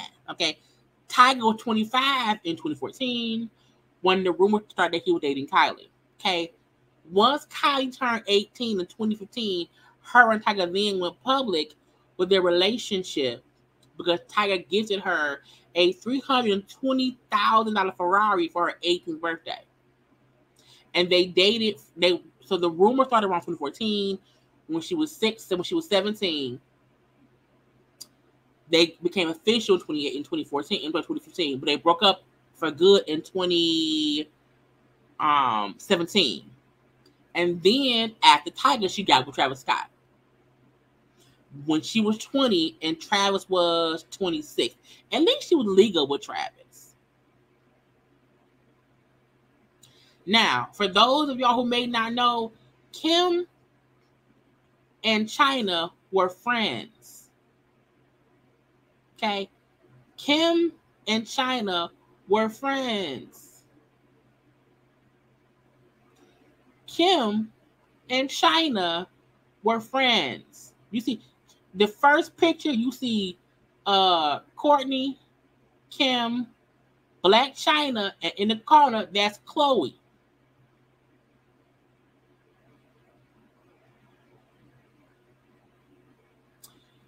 Kim and Chyna were friends.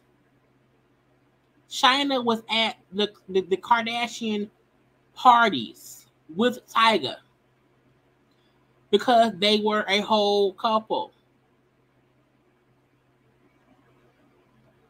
Okay. Okay. So when she says, I can't believe that, you know, my friend's little sister started dating my baby daddy, but I became the villain. I don't know how I became the villain, when their family knew I was in a relationship with Tyga. And then her little sister started dating my fiance.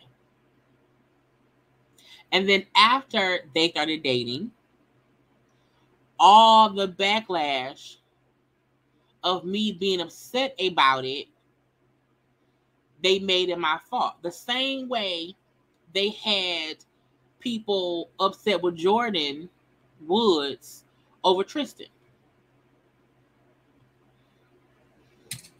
The heat that the Kardashians should have gotten about Chyna's friend, little sister, basically, you know, getting with her baby daddy. The same way they tried to bash Jordan when Tristan tried to get at her and Jordan got bashed. Not Tristan for trying it. It's Chyna's point that all of this happened and I never got to, you know, tell my side of things. I never got to be anything except the scapegoat. You know what I'm saying? I was only looked at as, oh, you're the bad part, you're the bad one. Well, no, bro, your sister took my baby daddy.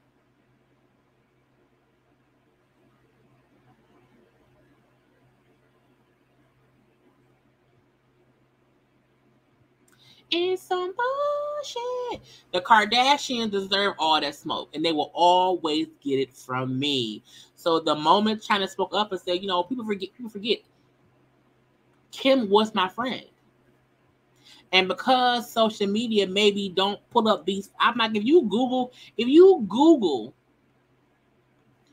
Kim Kardashian and Chyna, you'll see all the photos of them hanging out. And then once she got with Rob and got pregnant with Rob, that's why Kim was the one sister who was able to kind of accept her because they had already been friends.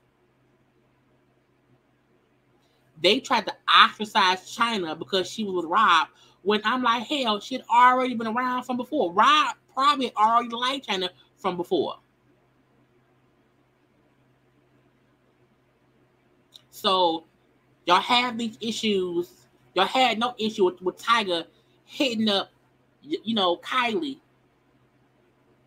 That wasn't an issue. But when Tristan did the same thing to Jordan, oh, that's bad. Oh, no. Miss me with the B of the S, okay?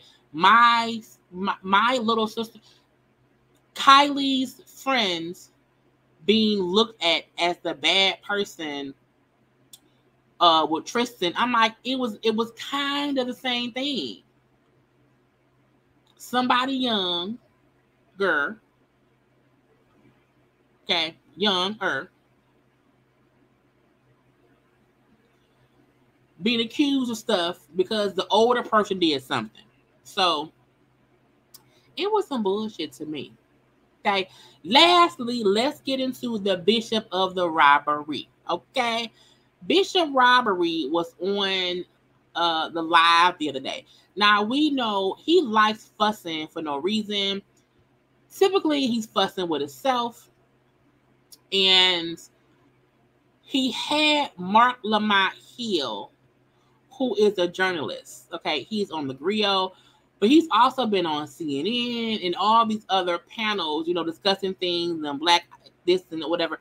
So I am very much so familiar with Marc Lamont Hill. And I think we all should be, basically.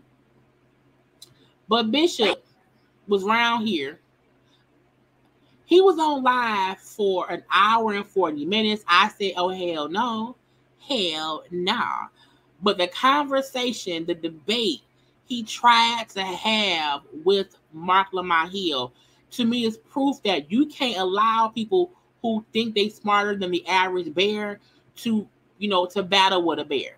Because they're going to lose, okay? And to me, his debate with Marc Lamont Hill, he looks stupid, foolish, ridiculous, okay? But y'all take one little minute and like the video so we can get it started here.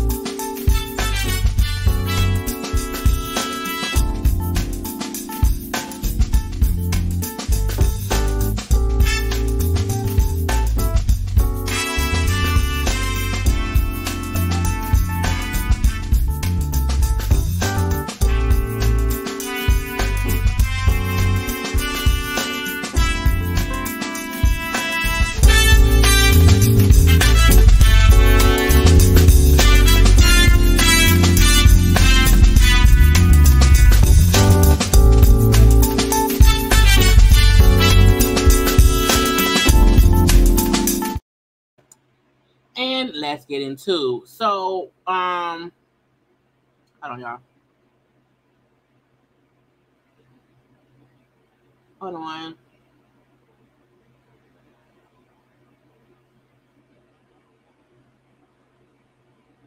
Let's text. So again, he had been complaining, Bishop Robbery had been complaining because he still feel like people are being unfair to him. They are not, giving him all the attention he needs. How he, is getting unfairly targeted and blah, blah, blah, blah, blah. He wanted to compare his situation to Envy's situation. Okay? But let's get into the food. And the reason I think this is a great thing to watch, because again, Bishop likes debating people that he thinks he can out-talk and outsmart. And Marc Lamont Hill, to me, was saying things that was so over his head, I found it funny. But let's go. Stop being mad. Amen? Marc, what's up, brother? I would like for you to come on. I don't know. Let me see if you request. I guess you're not going to come on. But what I was talking about, Marc, was, and I hope you're still watching, I saw your interview about DJ Envy and how you was holding him down.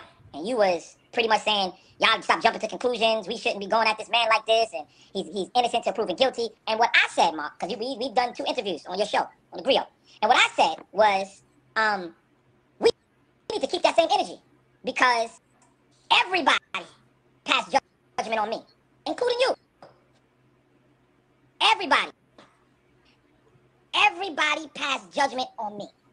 And well, the courts did first. Called me a thief, a robber, a this, a that. You even asked me, Marc, well, where's the church money going? And this, and that, and this. And I was attacked. So it perplexed me when you came on and you stood up for DJ Envy. I don't know if it's because they invited you on the Breakfast Club last week and y'all have a pact. But y'all didn't have that same energy with me. Neither you, D.L. Hughley, and I'm saying this respectfully, and even DJ Envy talked about me and threw me under the bus.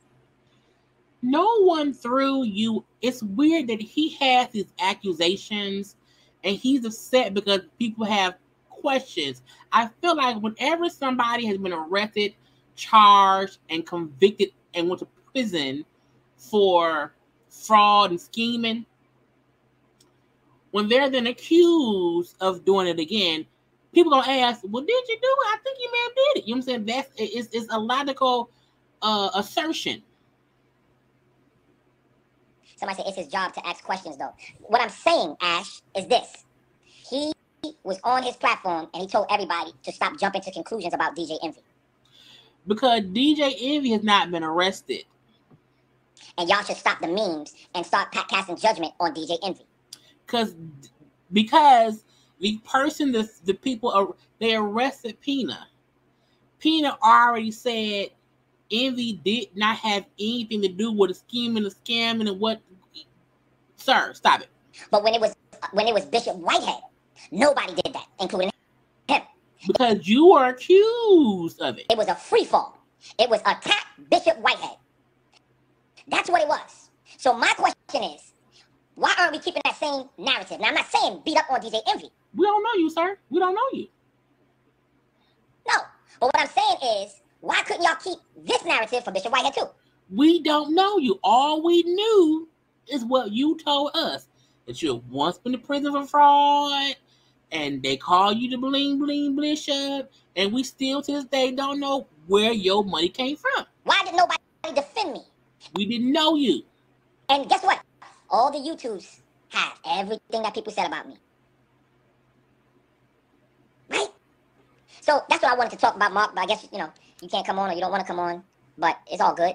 It's all Marc is going to come on. Good, right? But that's just my thing. And I just want to say this to y'all, that people jump on whatever team they want to jump on, right? That's it. And everybody is so,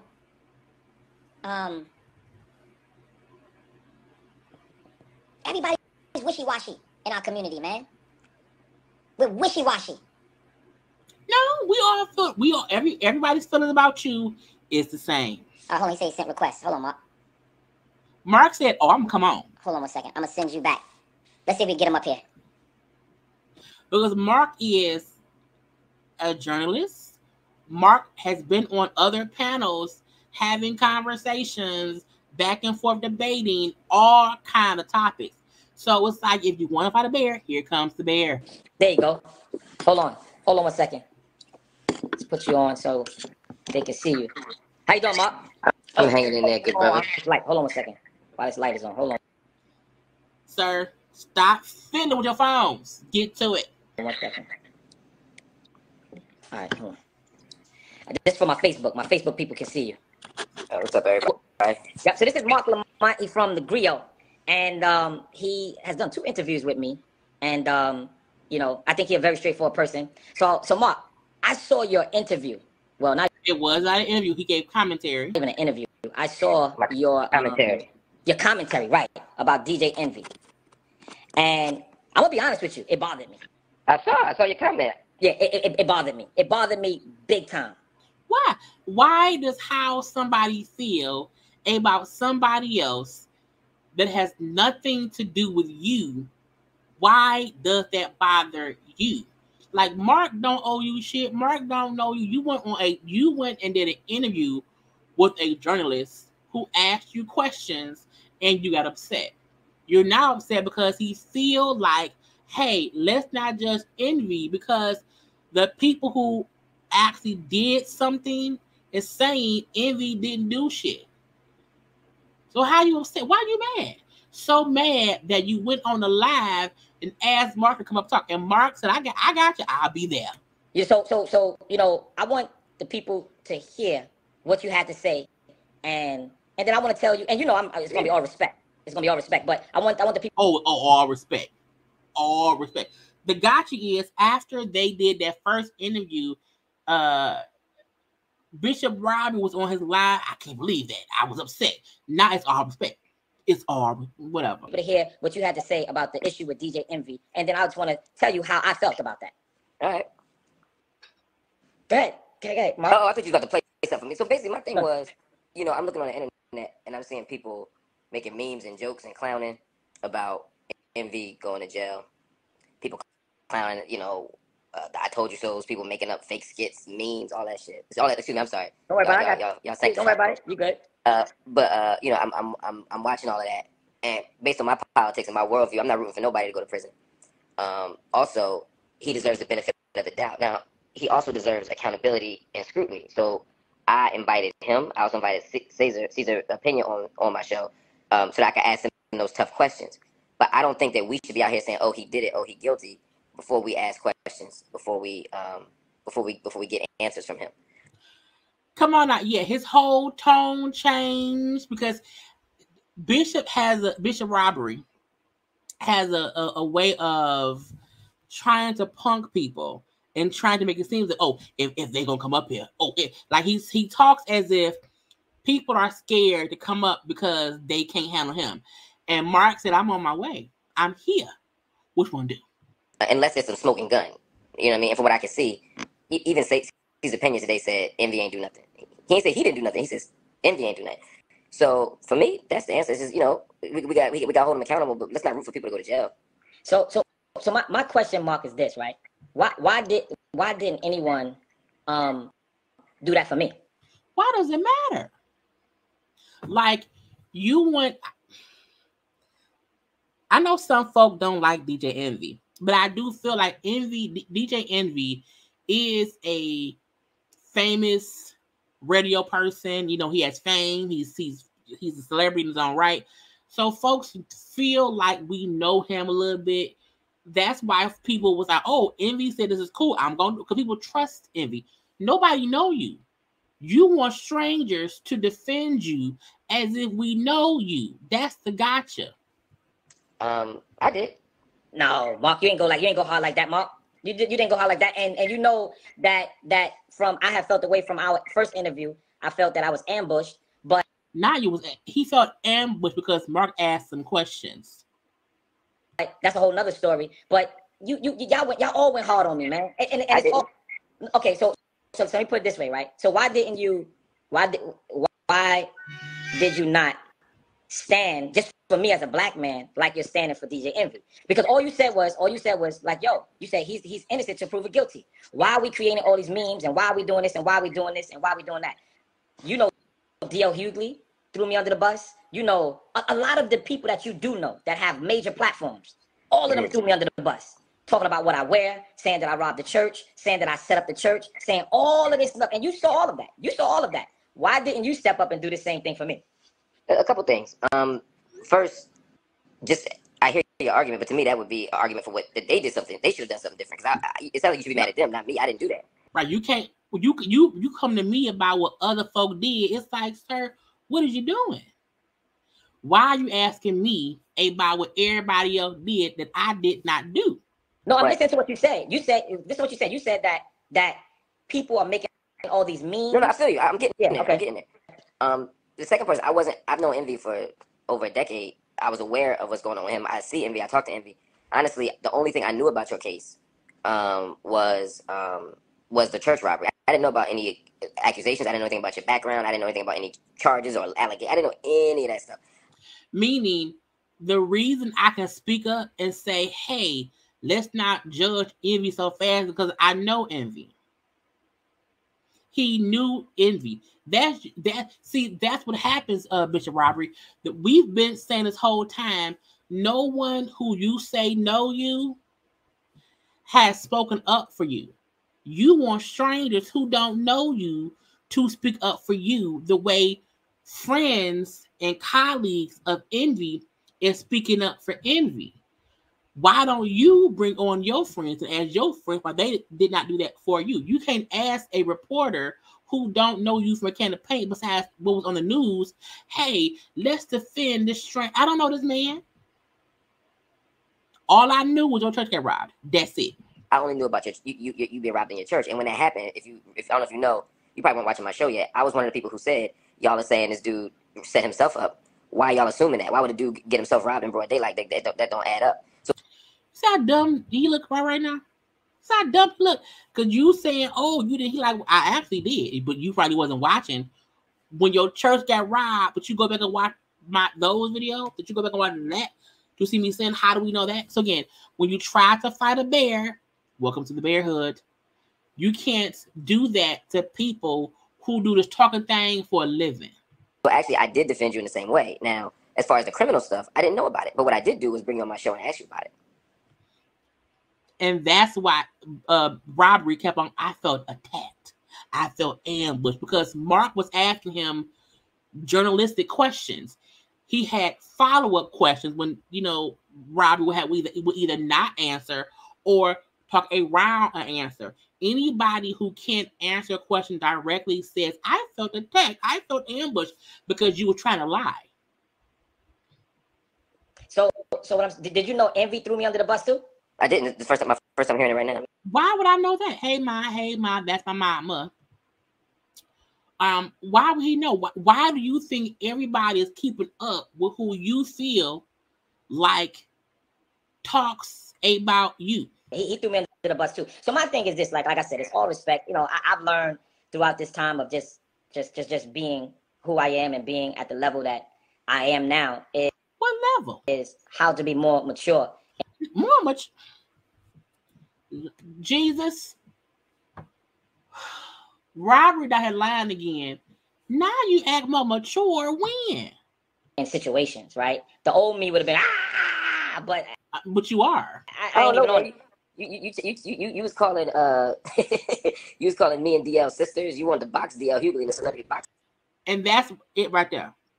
The fact that you want to have me on you want to call me up here, or you want to say you want me to come up thinking I won't because nobody else who you've asked to come up here and talk to you come and talks to you. But I remember when you were talking shit about me, calling me a little girl, calling me a sister, and put me in with how you felt about DL Hughley. So while you're saying it's respect, I like the fact that Marc Lamont Hill is calmly bringing up shit Robbery is trying to ignore. You want to box me, you want to box DL, but you want to talk as, oh, it's cool because you thought I ain't know. You thought I didn't know. You could, again, trying to outwit somebody who's smarter than you. Yeah. That's the reason why I wanted to do that was because he said I deserve to get robbed. But why did? But you see how he went to DL. He not addressing what Marc said that he said about him.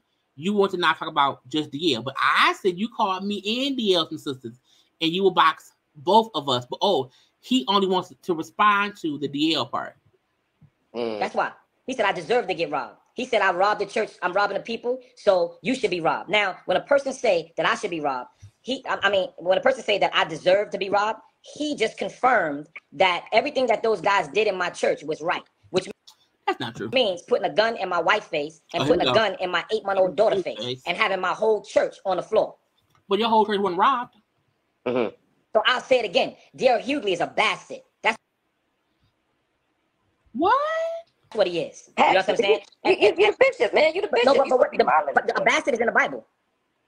Well, I'm not disagreeing with that, but I'm saying the way you're using it right now. No. The Bible talks about a bastard child. Yes, and that's what he is. How about when you say? How is he a bastard?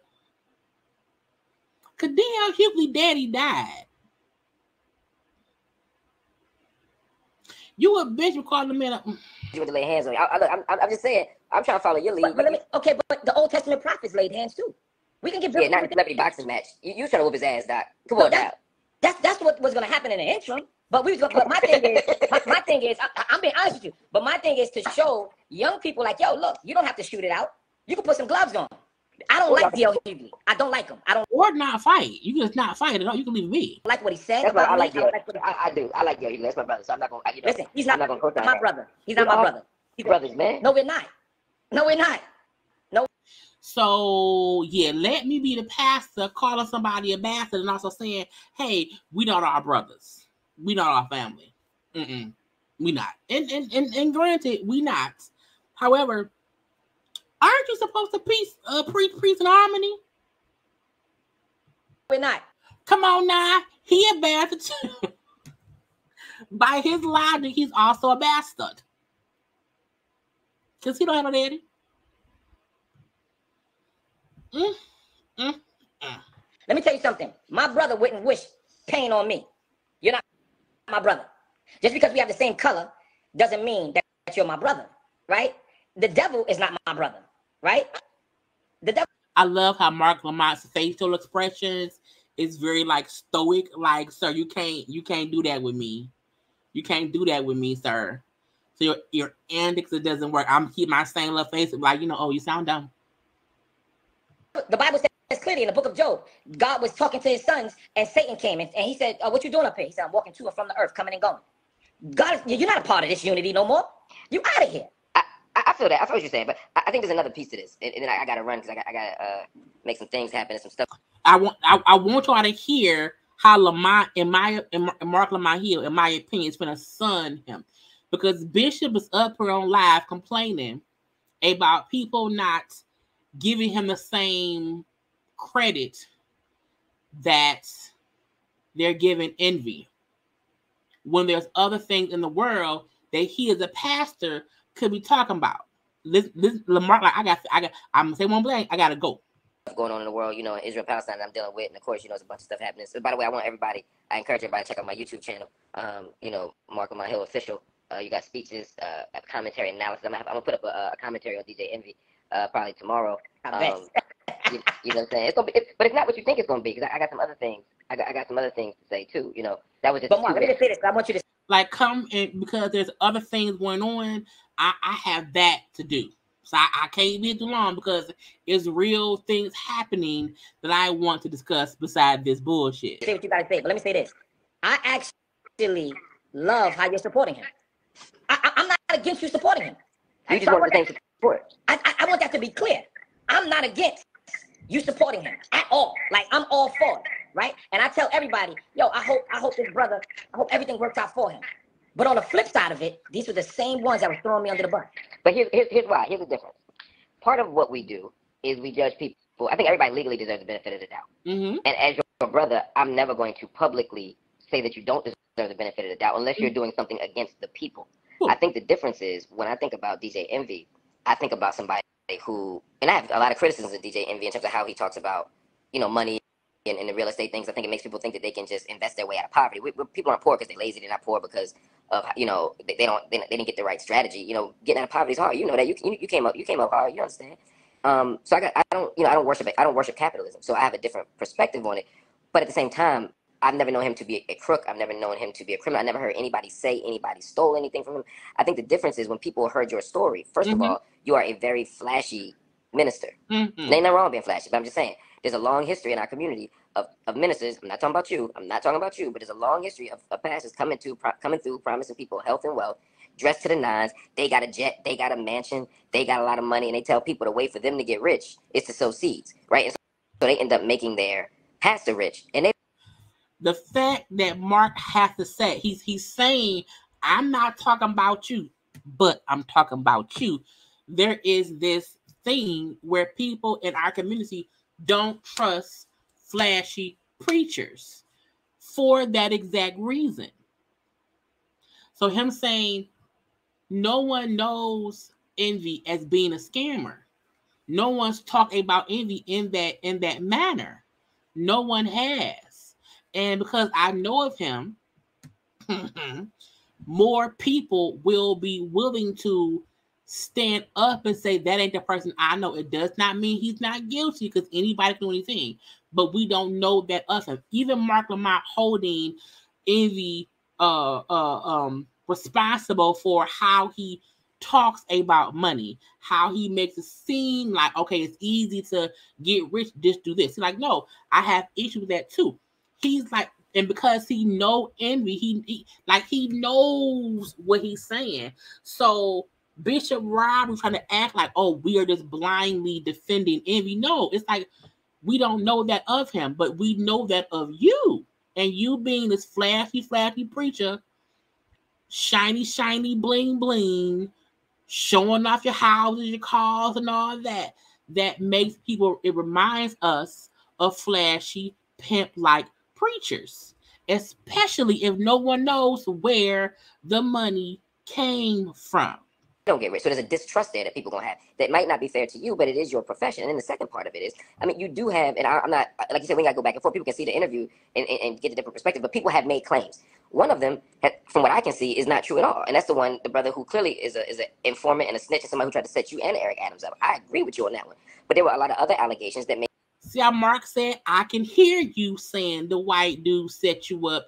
He's since been arrested, so he is the snitch, blah, blah, blah. Okay, cool. But what about the other shit? People raise their eyebrows. So if somebody's already coming through, Fendi'd up, Rolls Royced up, somebody's already coming through, looking rich, talking rich, somebody's coming through with allegations of criminality, and then suddenly they getting robbed for millions of dollars, allegedly. I'm not saying how much it was, what the papers report. I think papers don't tell the truth, so I'm not saying this is what it was. But millions of dollars of jewelry. If people are saying all of that, yeah, some people might say, you know what? I can't give him the same trust as somebody who I know. Boom. The fact that Bishop Robbery can't understand that after over a year of all this shit going on, it shows he's delusional. He's not as smart. Because Marc is telling him the same thing everybody else been thinking this whole time.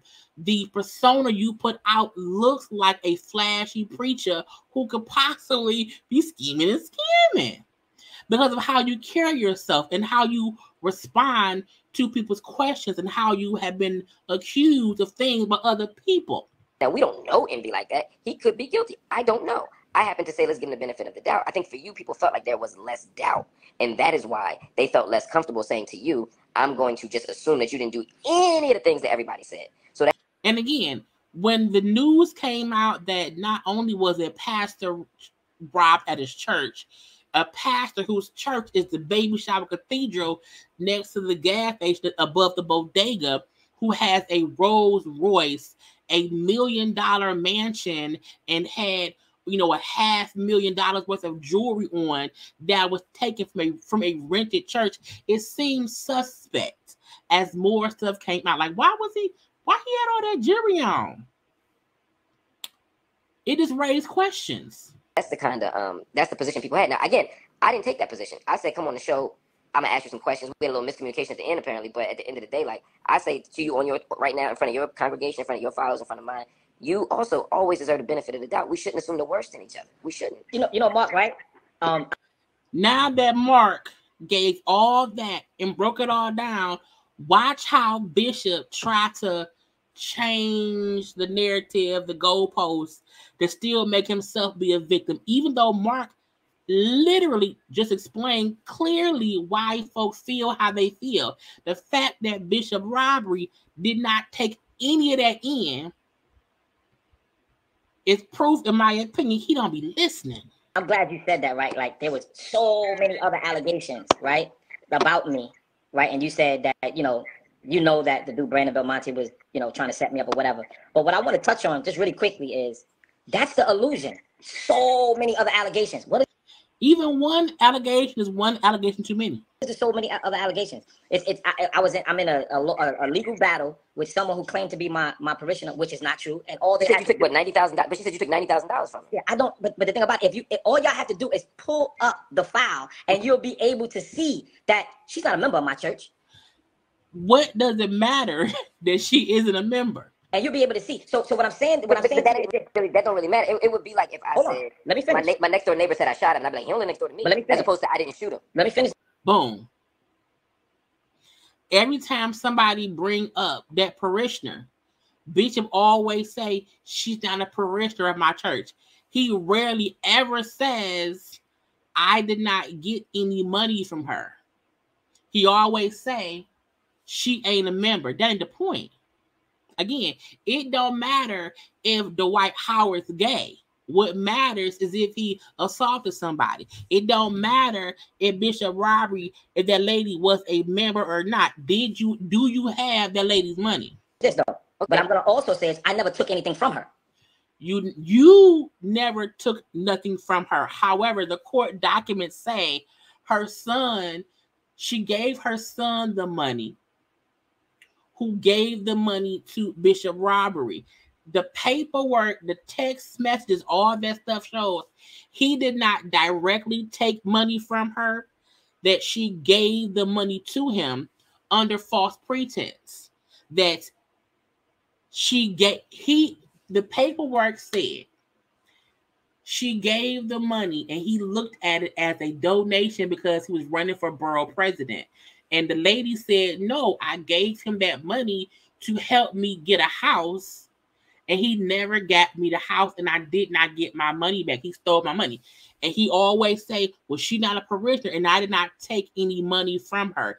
Meaning, it's all the wording. If he said, I didn't take nothing from her, she gave it to me, and it was a donation. Or she gave it to her son who was a parishioner, who did work for me at my church, and it's all, honey, potato.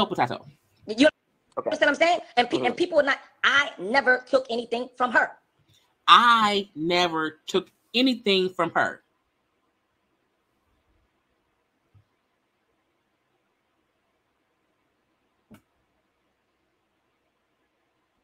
Let me make it clear. I didn't take anything from her.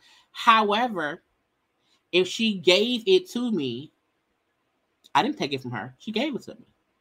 She gave it to my staff. She gave it to whoever was, and Marc, because Marc, even on the interview, Marc was like, but was she supposed to get it back? He never ever answered that part of things. And at the end of the day, so when they start saying all these other things, right? What other things? You have that right there, and then you have, Bishop Whitehead set up the robbery, right? Bishop, I'm a pin it for you, Marc. Yeah, thank you, man. I'm old school, man. I just gotta keep typing. Yeah, I got you. Yeah. So my thing is this, right? My question to you is, what are all the other stuff? That's okay. All other things. So when we first was introduced to Bishop Robbery, it was the church robbery. It was the church that he was embroiled in the battle with about who owned the church. It was the $90K from the parishioner. Then came the Belmonte dude saying he tried to extort this, that, or the other. It was the old fraud that he went to jail for. And it's the fact that he is this bling bling bishop who nobody can figure out where he makes his money. He then is robbed, and people are wondering why did he have $1 million worth of jewelry, and when he was renting a baby shower cathedral above the bodega next to the gas station with baby shower chairs. So when anyone says there was all this other stuff, it was a lot of questionable things surrounding him that did not make sense. Because what Bishop has a $500,000, $250,000 worth of jewelry while renting a baby shower cathedral space, okay, riding around in a Rolls Royce, okay, and no one can pinpoint what he do. He's around here flossing his jewelry and his money, and we like, what the fuck is going on? So all of this stuff is all of that. The illusion. That's the illusion. And you have to understand. Well, people also look at the prison time you did for fraud. What? Okay. The time you did, let's rewind a little bit, C13. Okay. The prison time for fraud. Anything from her. You understand what I'm saying? And people would not, I never took anything from her. And at the end of the day, so when they start saying all these other things, right? What other things? You have that right there, and then you have, oh, Bishop Whitehead set up the robbery, right? Bishop, I'm a pin it for you, Marc. Okay, thank you, man. I'm old school, man. I just gotta keep typing. Yeah, I got you. I'm typing for you. Yeah. So my thing is this, right? My question to you is, what are all the other stuff? That's the illusion. And you have to understand. Well, people also look at the prison time you did for fraud. Well, okay. That part. Now, like I told you, right? All they got to do is do the research and see that the DA that convicted me and put me in prison not only forged search warrants. Let's touch on that. If somebody forged a search warrant, but they still search your house and they find all the evidence of a crime, we do know that when you have a false search warrant, anything found in that search is fruit of the poisonous tree.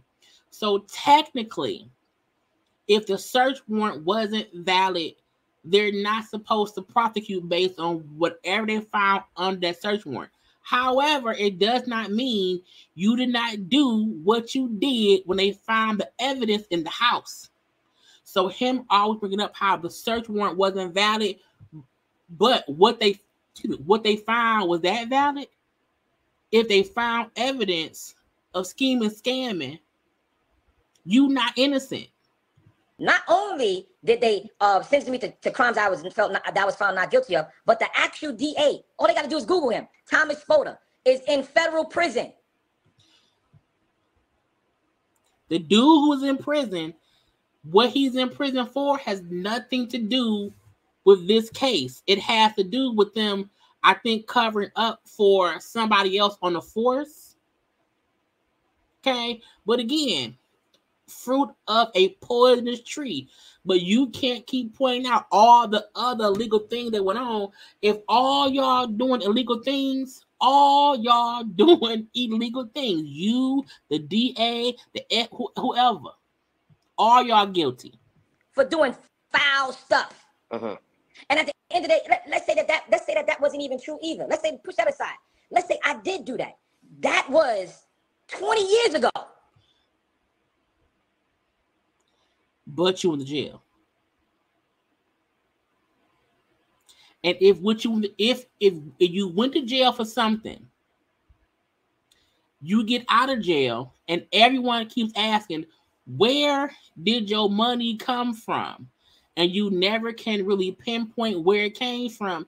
It seemed like it could be some scheming and some scamming.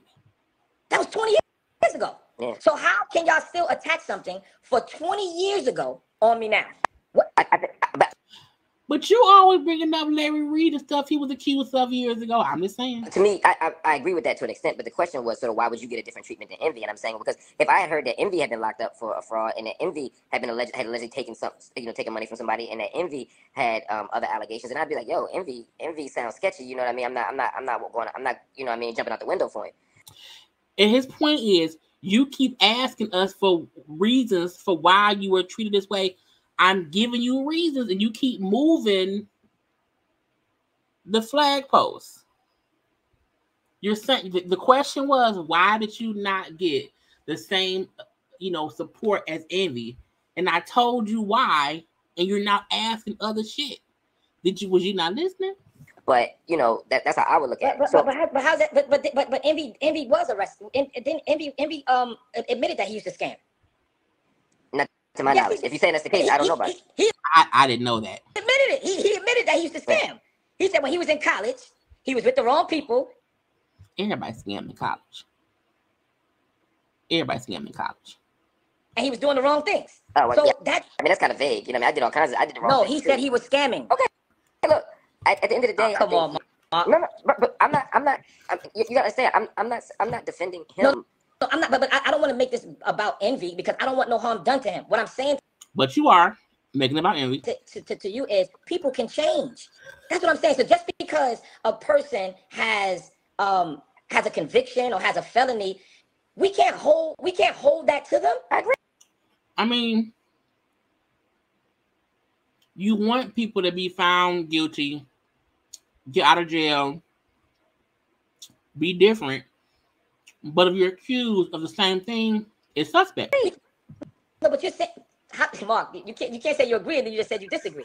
No, I didn't disagree. What I said was you asked me why you got a different treatment. I said the reason is what people saw. I didn't say I agreed with what people saw. You asked me for my analysis of what happened. I'm saying this is why people responded differently because they saw your profile and to them it seemed less trustworthy than the average person if they weren't starting from zero with you. No, but they're doing the same thing to Envy that they did to me. They're doing the same thing to Envy. Mine's a little worse, but they're doing the same thing to Envy. What they're doing to me. My thing, I just want to be clear. My issue was how you stepped up for him and other people are stepping up for him, right? And we're saying that we have to protect our brothers. And you're saying that this person is your brother. No, everybody's not my brother because we're black. Because let me tell you something, a Caucasian, an Asian, a Russian will help me faster than my own brother. Well, go to them. Leave us out the group chat. But my own African American quote unquote brother. And that's what I'm saying. Like we as black people, right? We stay loyal to our race in convenience. Not me. I stay loyal to my race wholeheartedly, 100%. I work with black people. I organize with black people. I fight for black issues. I married a black woman. My kids are black. My business is black. I own a black bookstore. Everything. This shirt is black. Boom. Marc, look, I like Marc. You hear me? Marc, like, you can't play with me, bro. I'm rocking all black, bro. I got you, man. Well, listen, man, it's always good. And like I said, man, y'all subscribe to Marc Lamont Hill's YouTube, man. Good brother. Like I said, and like I said, me and him had conversations, and when we Bishop realizes I can't win this battle. I can't win. I can't. We had our differences. We spoke it out, and I think that's what brothers do, right? That's what I think. I think when we can talk and we can talk it out and we can have a conversation. So I salute you for even coming on. I salute you. And like I said, it's all respect and all love over here. But I'm going to speak my mind just as well as you're going to speak your mind. And we can agree to disagree, right? Yeah. And that's what I'm talking about. I felt slated that the leaders of our community talked about me instead of calling me and saying, yo, brother, what's up? I'm about to do a story on this. Can you talk to me, man? Can you talk to me? Because I don't want to just jump out the window and do X, Y, and Z. That's the issue. Okay. People, when giving their opinions on a story, does not always say, hey, let me directly ask you. Sometimes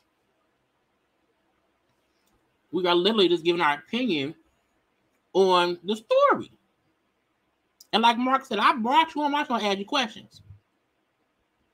I support everything black. Period. From my wife to my kids to my clothes. Okay. Now I would have respected that. Like, all right, they're like, yo, because you the hottest thing popping right now, and we got to do a story. None of them called me. DL Hughley put my closet. Oh, here we go. On his page. Wait. And ridiculed me from jump. Wait. Y'all eating a little fry. Him bringing up DL Hughley posting his closet. How do you think DL Hughley got access to your closet? Because you posted it. flaunting your stuff. You posted your closet. And when you got robbed, people reposted your closet because you posted it first. So it's like no one could have done it if you did not put it out there. But Marc is going to get in his ass about that too. Jump Street. Put my closet on my page, show all my clothes, show my cars, show this. It was an onslaught attack from the rip. From the rip. So when you say that that's my brother. Y'all look at Marc face, slightly smiling. Slightly smiling. That's not my brother. That's not my brother at all. That's not my brother. A brother won't tear you down. And then what's the other guy? Rachel Rashad. What's his name? Oh, Rashad Richie? Yeah, him. I don't know that brother, but I just bumped into him on YouTube today. Another creep. You know what he posted? And let me tell you why I called him a creep. Because he talked down on me. He threw me under the bus. And then when the young lady came into my church and went after my wife and I grabbed her, he said on his platform that they released me and let me go because the mayor is my mentor. I mean, folks believe that. Come on, look. It's the smirk. It's the smirk. It's the smirk. It's the smirk. That's when you know, okay, I got you. So the mayor did something behind. He said this. I heard it with my own eyes, my own ears. Look, I mean, with all due respect, bro, it sounds like you need to really like come after them, man. Like talk to them and build with them because I'm talk to me. They don't want to talk to me. I tried to talk to DL after I heard about all that before I did his show, and when he put me on his show, he came straight at me. Oh, you're a robber, you're a thief, you this, and then the kid Rashad, whatever. What you said? What you said his name? I think it's Rashad Richey or something. I don't know. Yeah. I never said that loud. Yeah. So, but he said, oh, he invited me on his show. He ain't never invited me on his show. But that's all I'm saying, Marc. You know, my thing is this: Bishop Whitehead 10 toes down. It don't matter. I'm a preacher. I'm a lover of God, and I do love my people, right? And I'm always going to advocate for my people. And if y'all YouTube, but didn't he just say, you know, that everybody is people's? Which one is it? YouTube me. I've been doing this for 10 years, giving back to the community. Giving back to the community. Y'all, Marc Lamont here. Food. I've been giving back not only food, clothes, toys, you name it, for 10 years straight. I spent my Christmas Eve last year going to different shelters. People didn't know it. Giving away stuff, giving away toys, giving away things. That's what I do. I shut down a whole department store last year and gave away $25,000 of my own money for back to school. Me. You know what I'm saying? So at the end of the day, this is what I do. I don't write it off. None of that. This is what I do for my community. You know? So, but nobody don't see that part. Nobody don't see that part. They just see the flashy bishop. But that's what you, I mean, I got to run, bro, but that's what you, I mean, from a self-critical perspective, that's what you show people. Like, I knew what kind of car you had. I knew what kind of clothes you wore. I knew your jewelry before I knew anything about the community, because that's how people, that's what people get access to with you. And that's not a criticism. It's just to say, if that's what you show people, and that's what they're going to see, you know? But that's what people want to see. All you got to do is go back and you'll be able to see everything. Yeah, but that's not how the world works, you know? I mean, so I'm not supposed to wear what I like? No, like I said, I think you can wear whatever you like, but I'm saying if people... Bishop think you slick. You think you slick. And he don't know you're falling in a trap of getting red. Okay? We'll see that. I'll give you an example. I do community work. People know me for community work. I'm wearing a Rolex right now. Nobody sees it, right? You know, conversely, you might have some you know, I don't know what you got. You probably got the next level watch. I'm sure it's worth 10 times what mine I just got an Apple Watch on, brother. That's it. I just got a little Apple Watch. That's it. I ain't talking about, not at the moment you dress down. I'm talking about when you throw that shit on. Doc, you know what I'm saying? When you throw that shit on, you know what I mean? People know because you want them to see that, because that's part of your presentation. And look, there's a lot of people who do that. That's who you are. I don't think you're being fake. I don't think you're being insincere. I think you are exactly what we see. I have Rolex on, but no one can see it. I do work in the world. Everyone sees it. That's what I show. People see of you what you show. But if that's what you present, then that's what people are going to see, you know. And so I'm just saying there's a trade-off for that. I got one question, then I'm gonna let you go. Yeah. One question, right? So it's a two-part question. What's the difference between how the Rick Rosses and the rappers dress and wear they think and wear they stuff, and they're not ridiculed, than me wearing my stuff and being ridiculed, right? What's be careful what you ask because people will call you out. The second part to that, right? What's the difference? How can they wear what they want to wear and not be ridiculed? But as soon as Bishop Whitehead wear some of the same things and I'm ridiculed, right? Yeah. I want you to answer that, then I'll give you the part 2 and then I'm cool. I think it's a couple things. I think one, we have a different expectation for you than we do for Rick Ross. Come on now. Hear me out. But just tell me the expectation. Tell you, that's what I'm saying. Hear me out. I expect Rick Ross to perform. I expect Rick Ross to be playing a character. Rick Ross was a CO. So when he talking about being a drug dealer, when he's talking about the streets, I already see him as a character. That's first part of it. Whereas I don't expect you to be a character. I expect you to be authentic. The second thing, and I'm not saying you're not, I'm saying I think you are being authentic. And so if I thought Rick Ross would, you gotta let me you're right. And then the second part of it. Bishop likes cutting folks off to confuse people and then talking fast. Marc like, no. Let me finish. It is. I don't see Rick Ross as my leader. I don't see Rick Ross as a moral authority. I don't see Rick Ross as a guide. When I say, oh my God, I am feeling despondent that Palestine is getting bombed. I'm feeling confused and depressed that Black people keep getting killed. I don't say, you know who I want to call for counseling? Rick Ross. Don't ask a journalist and a debater questions you don't want the answer to because you trying to compare yourself to rappers when you are a freaking bishop who's supposed to give us light and uplift us in times of bad times. You gonna compare yourself to Rick Ross. Who going to Rick Ross in time of need? He's a rapper. Now, while music can make us feel better, of course, when we have our hard times, yes, we can go listen to music. But however, we are searching for divine prayer from the above. We go to our bishops. Bruh, you sound dumb. The biggest boss. No, I say I want to call my bishop. I want to call my imam. I want to call my rabbi. So I'm looking to you for a different level of spiritual, and there's a level of maturity I expect from me. In the same way that I would say, why does my son get to walk around with no socks on, but I can't walk around outside with no socks on? Oh, of course, he's a child. I told y'all, Marc was saying things that was, in my opinion, shady, that went just a little bit over the bishop said. And I'm not saying he's trying to disrespect the bishop. My point is him saying, I want to be barefoot outside like my child, but I can't. He's a child. I can't say I want to do the same thing a child does. Meaning a bishop of the Lord cannot compare himself to the fucking rappers of the world. It's a different level, sir. And as I mature and grow up, I have to do something different, right? And seriously, similarly, I expect you to be emotionally and spiritually mature in a different way. So I hold you to different standards because your calling is greater. Boom! Your calling is supposed to be greater than the rappers.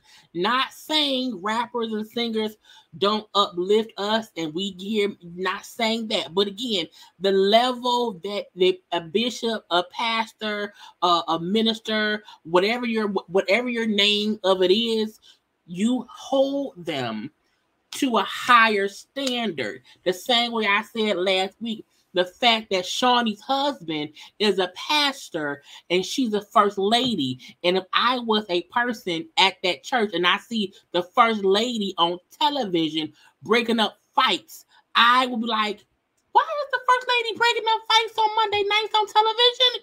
Because you hold a first lady to higher standards. The same way we hold bishops and pastors to higher standards.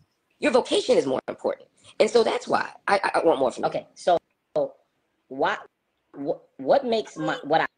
He don't know what Bishop don't know, y'all. Let me rewind, because we got about 7 more minutes, okay? But I want to, because he looked confused. The bishop looked confused because he don't know what to do. I expect you to be emotionally and spiritually mature in a different way. So I hold you to different standards because your calling is greater. Your vocation is more important. And so that's why I want more from you. Okay, so what makes what I wear, why does that degrade me, right? So what I mean by that is this, because I don't think that Rick Ross is playing a character. I think that he has been through, and I just used him for a name, but I'm talking about all the rappers. I think that they're telling their story and telling their life. Yeah, Marc look like, what you got next? But I'm not talking about what they are rapping about. I'm talking about their financial success and what they wear, right? We're not talking about me being, okay, I'm a leader. And my church, they still come to me for prayer. They still come to me for leadership. It's not based off of what I wear. What I'm saying is, what is the difference? Why can't I wear what I want to wear, right? How does me wearing Gucci, Fendi, Louis Vuitton, or Fucci, how does that denounce my bishopric, right? Yeah, I don't think it does. I don't think it does, but I think it sends a signal to what we think you prioritize. When I think of Rick Ross, I think of somebody who values cars, houses, jewelry. But think about, he owns so many franchises, so many restaurants. He's very successful. Right. He's very successful. But when I look for my minister, I want somebody like Book of Luke. I want somebody to preach good news to the poor, to free the captive, to free the brokenhearted. Right. I want somebody who's going to be doing that. Okay, but I do that. And I know, but I'm saying it doesn't signal that. Okay, what I'm saying is the jewelry doesn't signal that. But listen to what I'm saying, right? Bishop trying to win a match and he's losing. Just because Rick Ross is in the rapper's lane and Bishop Whitehead is in the preacher's lane, right? What I wear should not change how you see me, because nobody asked me, and this is what I'm saying, Marc, nobody asked me, Bishop, why do you wear what you wear? Nobody asked me that. And let me tell you, right? I used to model, so I'm into fashion. Oh, now he's into fashion. Now remember, y'all, he at first told us they was poor. He had knockoff shoes. Okay, he came from the dirt. He used to say that. Now he was a model. I love jewelry. I love cars. It's a hobby. I like that. That's what I do. But one of the main things why I don't cover it up is this. How can y'all see the blessings that come upon people that don't serve God openly, right? How could y'all receive that from them? But yet, when y'all see the blessings of the Lord that's on my life, it's a problem.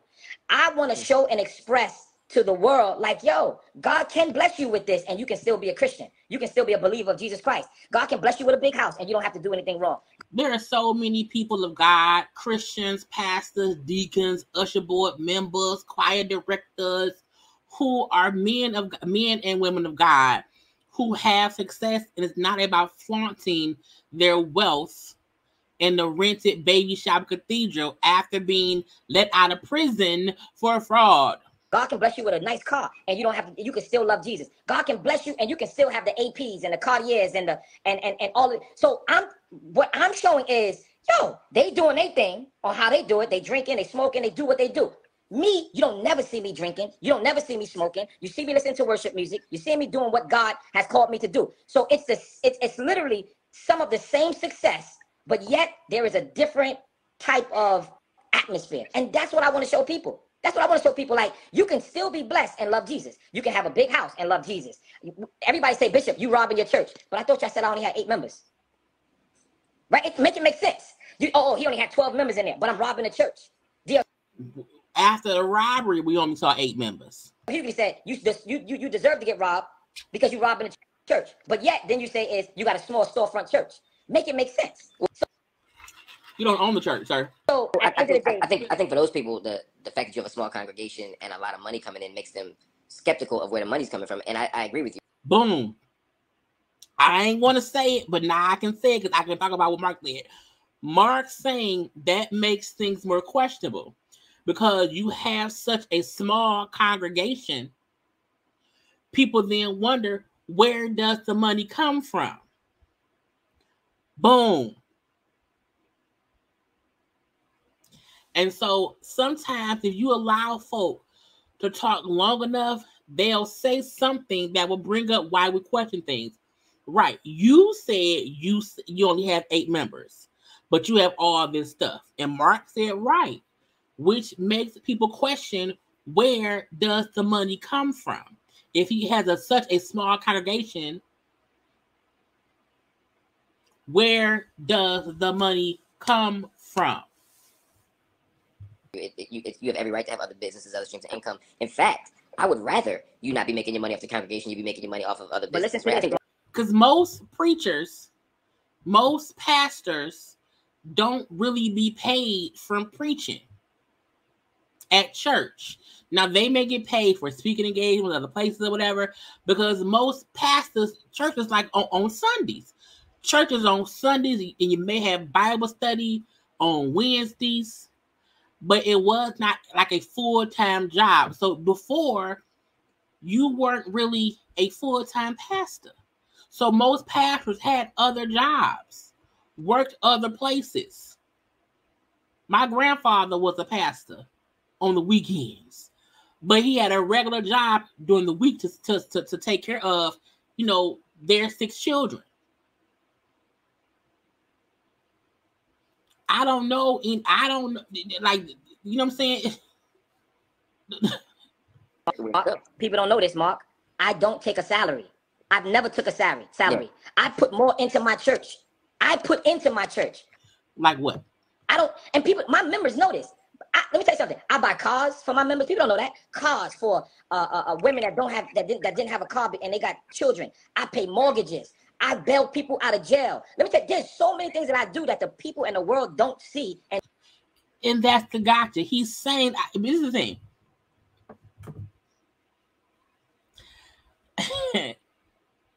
I want to say this, and I am not saying this is what Bishop Robbie is doing. I'm saying this as an example. Okay. If Minister Thief is out here doing all these things for people, okay, and if Minister Thief is posting on social media showing spending all this money and buying this and buying that, okay, and if the FBI, the IRS, the DEA, the CIA, if certain alphabet boys see, oh, this person who has a small congregation is spending hundreds of thousands of dollars a year, where the money coming from? They'll then dig into what Minister Thief was doing. So when he says stuff like, I do all these things that he isn't showing that he's doing, I spend all this money elsewhere, okay, I don't write it off. Because if you write it off, you have to show you spent it. And you have to show where the money comes from.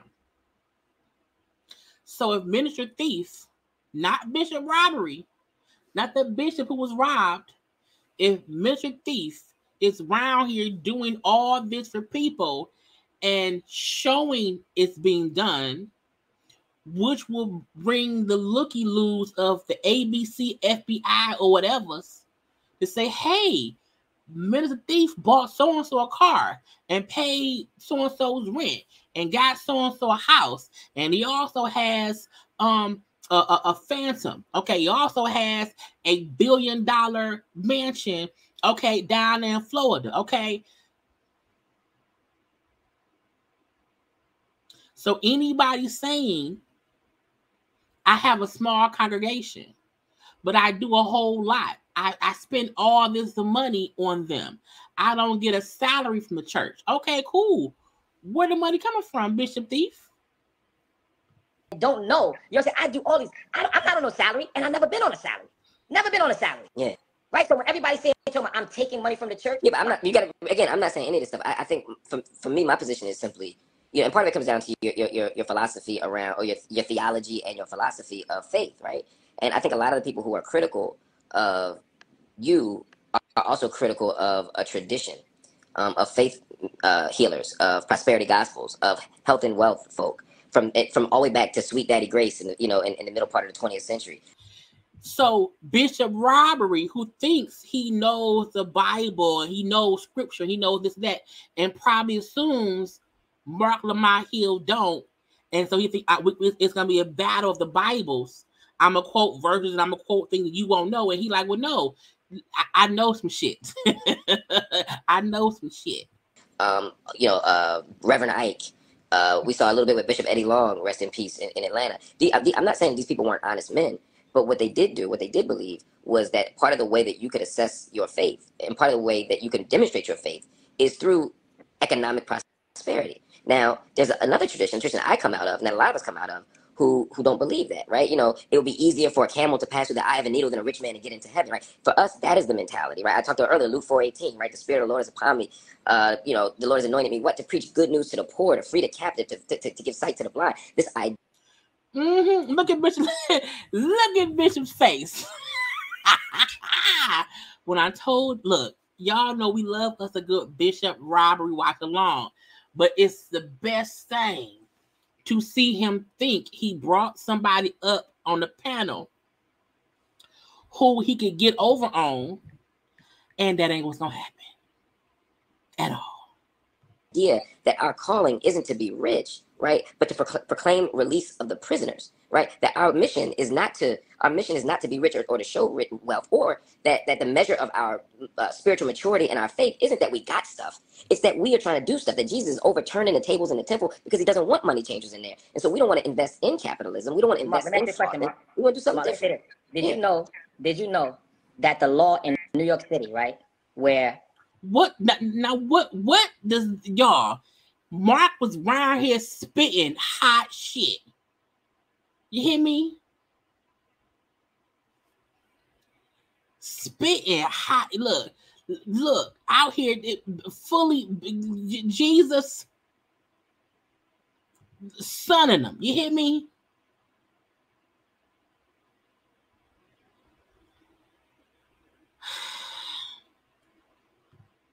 My grandfather passed away last month. And my grandfather was 93. It was 93 when he passed away. He was a pastor. And people still talk about him in the best way as a pastor. I ain't heard nobody speak on Bishop in a nice way ever. Okay? But y'all just heard Marc speaking scripture. I want y'all to see how Bishop, let me rewind up a few seconds. Let me see. 27. I want y'all to see how Bishop is going to completely pivot this conversation about something that has nothing to do with nothing. Bibles come out of who don't believe that, right? You know, it would be easier for a camel to pass through the eye of a needle than a rich man to get into heaven, right? For us, that is the mentality, right? I talked about earlier, Luke 4:18, right? The Spirit of the Lord is upon me. The Lord has anointed me, what? To preach good news to the poor, to free the captive, to give sight to the blind. This idea that our calling isn't to be rich, right? But to proclaim release of the prisoners, right? That our mission is not to be rich or to show wealth, or that the measure of our spiritual maturity and our faith isn't that we got stuff. It's that we are trying to do stuff, that Jesus is overturning the tables in the temple because he doesn't want money changers in there. And so we don't want to invest in capitalism. We don't want to invest in fraud. We want to do something different. Did you know that the law in New York City, right, where right now in the whole, not New York City, excuse me, in New York State, do you know, about 2 or 3 years ago, now all of the inmates have tablets now? Yeah, my brother has one in PA the same way. Guess what? I'm the one for that law. Now, what the fuck did that have to do with the conversation at hand? What did that have to do? First of all, I know people in prison. Now, I don't know if in New York, in the state of New York, when that thing went into effect, but people in prisons in other, because here in Michigan, they have had tablets for a while. I've had a few relatives who were in prison and they have tablets. That's here in Michigan. But what, Marc, like, nigga, what does it have to do? What? That's great. I'm the one that pushed the law with Latrice Walker. And that's why everybody in New York State have tablets now, right? I'm the one, hold on. I give free real estate classes that's worth $5,000 a semester. I give. Sir, shut up. Daniel, I want to say he mentioned Eddie Long for that reason. Eddie Long was a flawed human being in his life, that folk did not know about that. And once they found out, that was his point. People did not know things about Eddie Long, but his preaching style was something different. Okay. But back to Bishop on this bullshit. Free real estate classes. I've been doing this for 3 years now. Free real estate classes, hundreds of students, and people are buying property. You want to talk about financial wealth? See, people don't talk about that. Right? Is that why he mad at Envy? Because if Envy was around here, you know, teaching real estate classes to people too, is Bishop mad because, you know what I'm saying, he ain't get the same attention?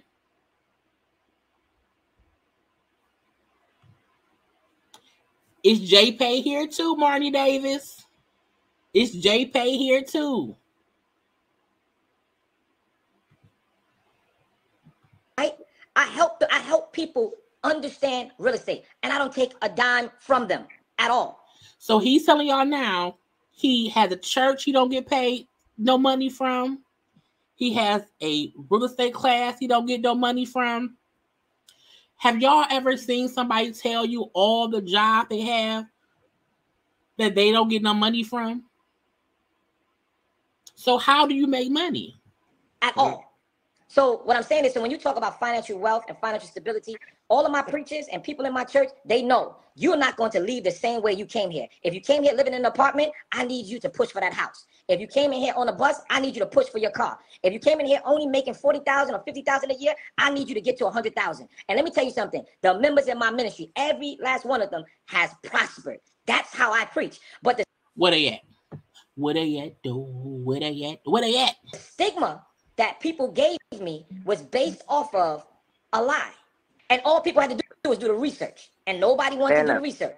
So, Fair enough, brother. I got to run, but yo, God bless you, man. I appreciate you, man. And let's wrap soon, man. Yeah, appreciate you, brother. And thank you. And everybody, make sure you check out my YouTube channel. Forget that. My point is, Marc will probably have Bishop on because he can make Bishop look stupid. Okay. Bishop, I told y'all, Bishop was on live for an hour and 40 minutes. And the last, I want to say 30, because that was their whole thing. That was what the end of his live. He tried to bring Marc Lamont up there to try to embarrass him. Okay, to try to overtalk him. And as we saw the whole conversation, Marc like, you ain't ready for me. I got it in all kind of ways, on all kind of days. Okay. And every time Marc had a whole point, as you would see, Bishop Robert would pivot. When he couldn't win the debate or win the conversation or win the talk about it, whatever, pivot.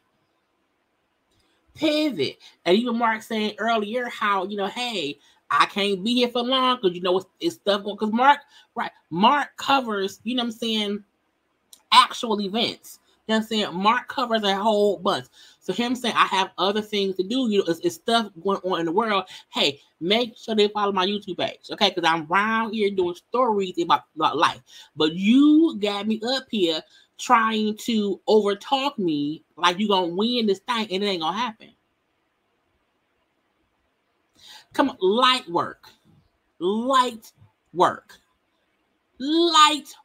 And that's why the Bishop will never win, because you tried to have a conversation with Marc Lamont Hill about DJ Envy, about how you're not getting the same support of folks saying, hey, don't judge Envy too hard because, you know, he did not really do it. You know what I'm saying? We know Envy or whatever, and he's a victim too, blah, blah, blah. And just give him the benefit of the doubt, because we know and have known Envy for longer. You want the same respect that Envy has built with us as listeners of the Breakfast Club for the past 13, 14 years. You don't have that, sir. We don't know you. And I love that Marc Lamont Hill, I like his whole name, Marc Lamont Hill called you out. He accepted your shit. Now, I'm hoping that T.I. is the next person to want to have a conversation with the Bishop, because I can't wait to have that watch along. But again, you have to be careful when you try to debate people when you don't know what you're doing.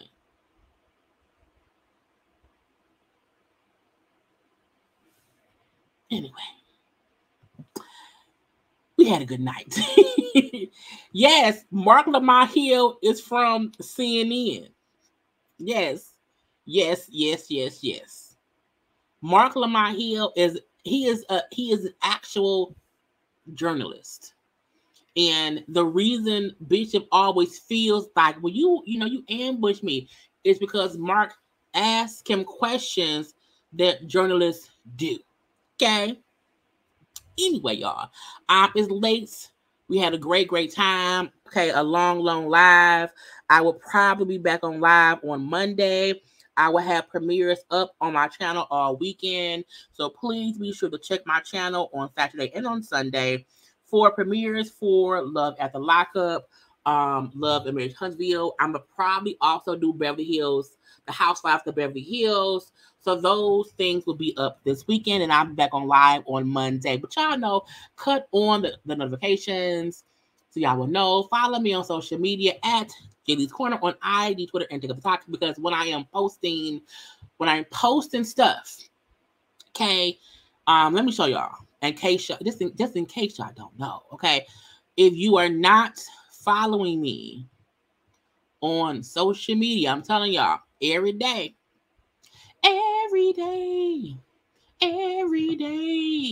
I post when I'm gonna be live, what the live will be about. It's always on my page, okay? So if you are not following, you won't know what's going on. So follow me on social media at JayLeesCorner on IG, Twitter, and TikTok.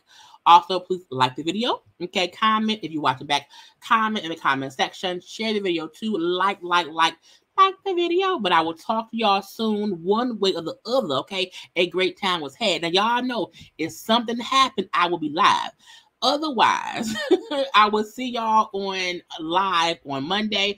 But I will have content up tomorrow and Sunday throughout the day. Okay, I love you all. Have a great night and a great weekend. Bye.